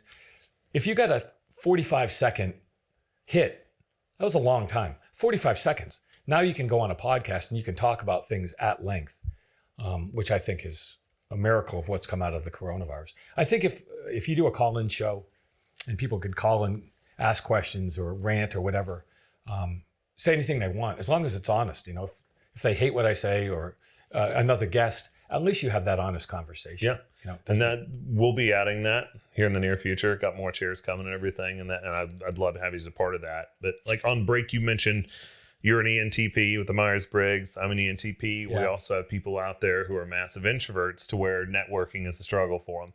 And I'm sure you have a great network to have had the careers and all the different changes you have had. Yeah, but they're all dead. Yeah, but That's fucking dead. That's what I think is fascinating about podcasts now, because it allows someone to hear and understand so much more about a way of life in, you know, this field or that field. Yeah. So it gives a lot more people a chance to actually have a greater understanding where they may not have initially had the ability to reach into a network to learn about something. Yeah. So I think they can be pretty inspiring to listen to. They've definitely changed my life in a lot of good ways. No, long form really makes a huge amount of sense. And society's embraced it. People on long drives or whatever else.